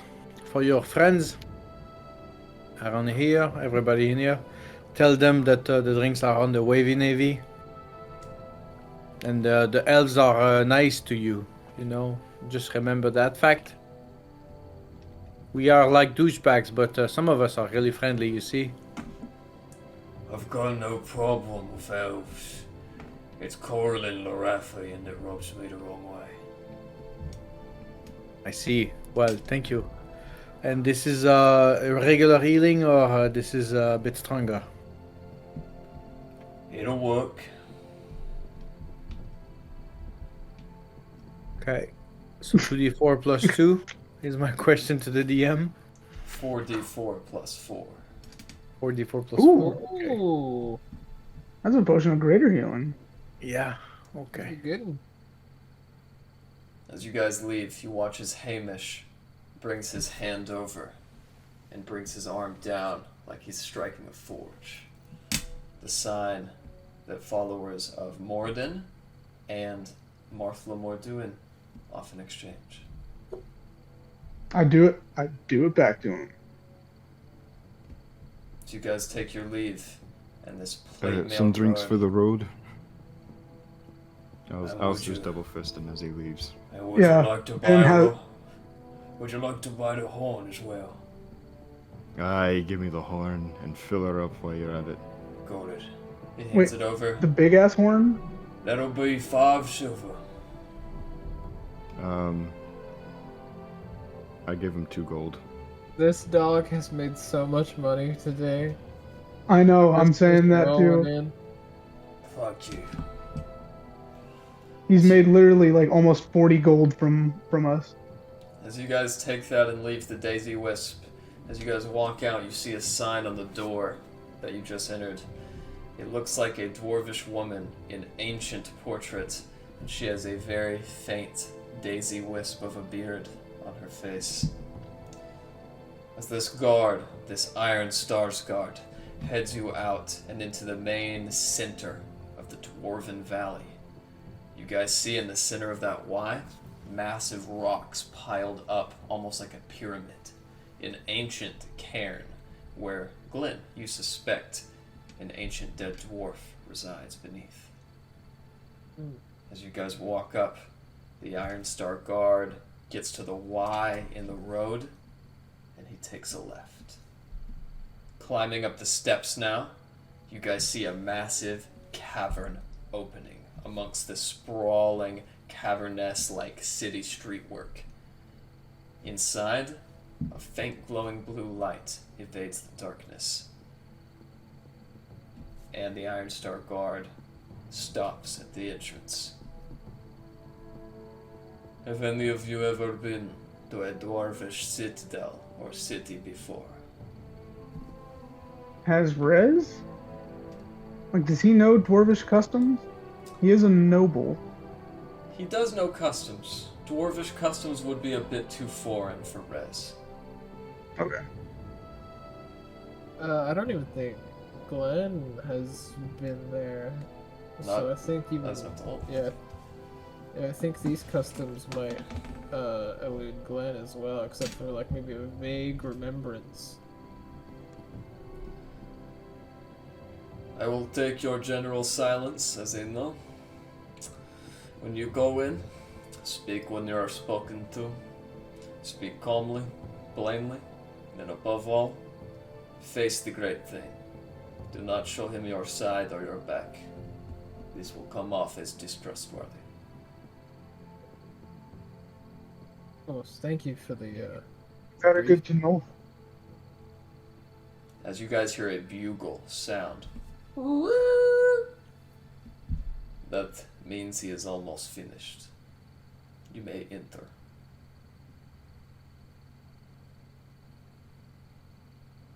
I follow behind Glenn. Yeah, I begin the entrance.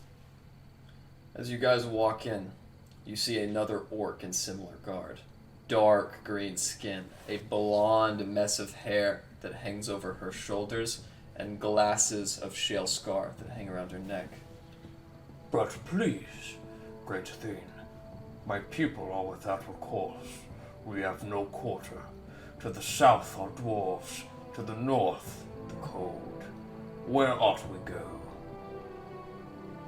You see in front, in a throne of pristine, transparent ice, sits a dwarf, face wrinkled beyond his years, gray, whitish eyes that look over an immaculately straightened beard. 10 different braids hang off from his beard. On one of each is a bronze badge.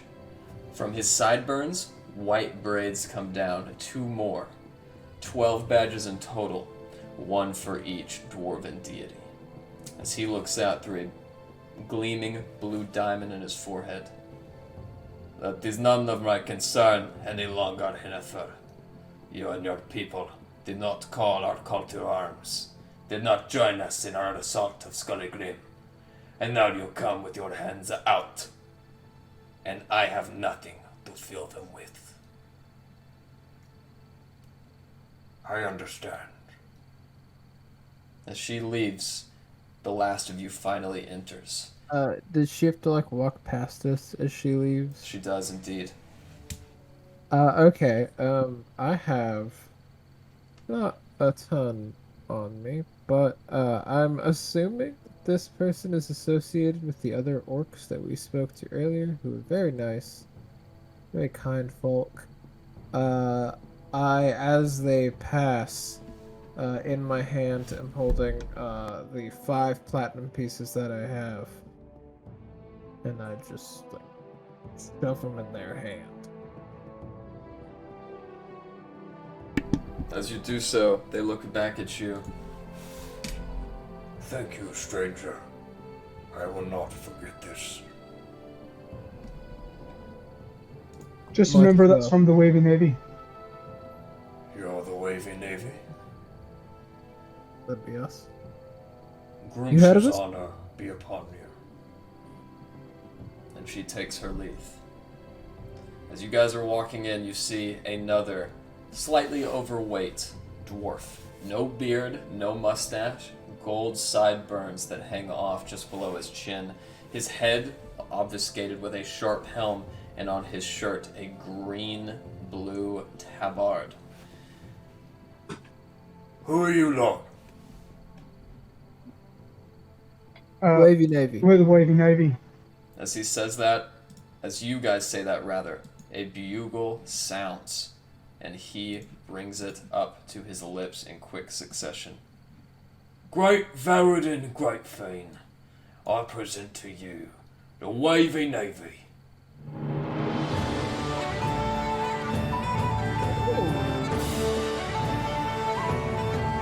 You know, I like very quietly whisper to Glenn, if I knew this day would come, I don't think I would have agreed to the Wavy Navy.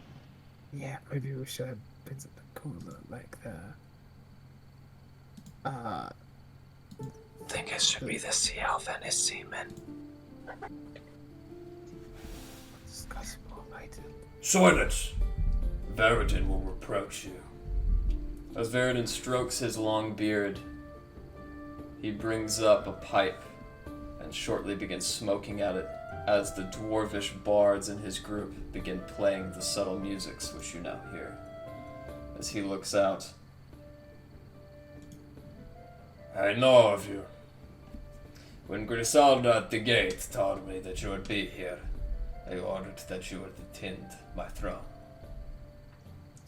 Long ago, my brother Kacha and his wife Kyat happened upon the bronze ingots, the ones you brought to bear, and the same which have forged the runes that adorn my beard. To this, I say thank you. You are welcome. I am Varadin. Yep. Of Clan Ironstar. Great thing and king of all dwarfs. What clan do you hail from? I'm from Koenig, mountain dwarf from the area. A dwarf of Clan Koenig. Your line is an ancestral one. This is good. And what of you?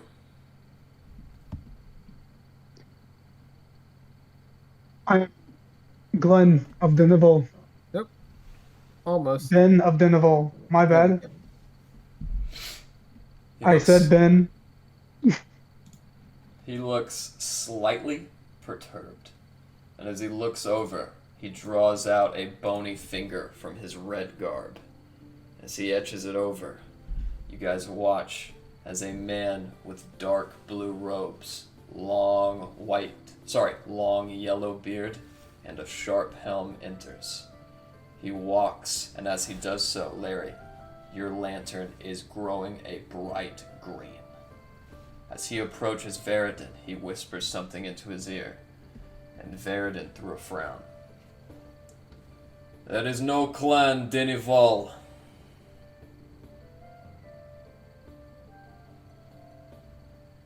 I'm not from any clan. I just grew up in the streets of Cardinival. I have no issue with common folk, but do not pass yourselves as a member of a great clan if you are not one. Bin of the dwarves.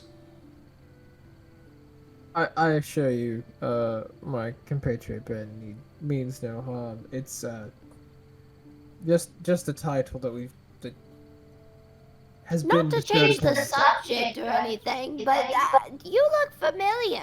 And I'm pointing to Celadak. And what about him strikes you as so familiar?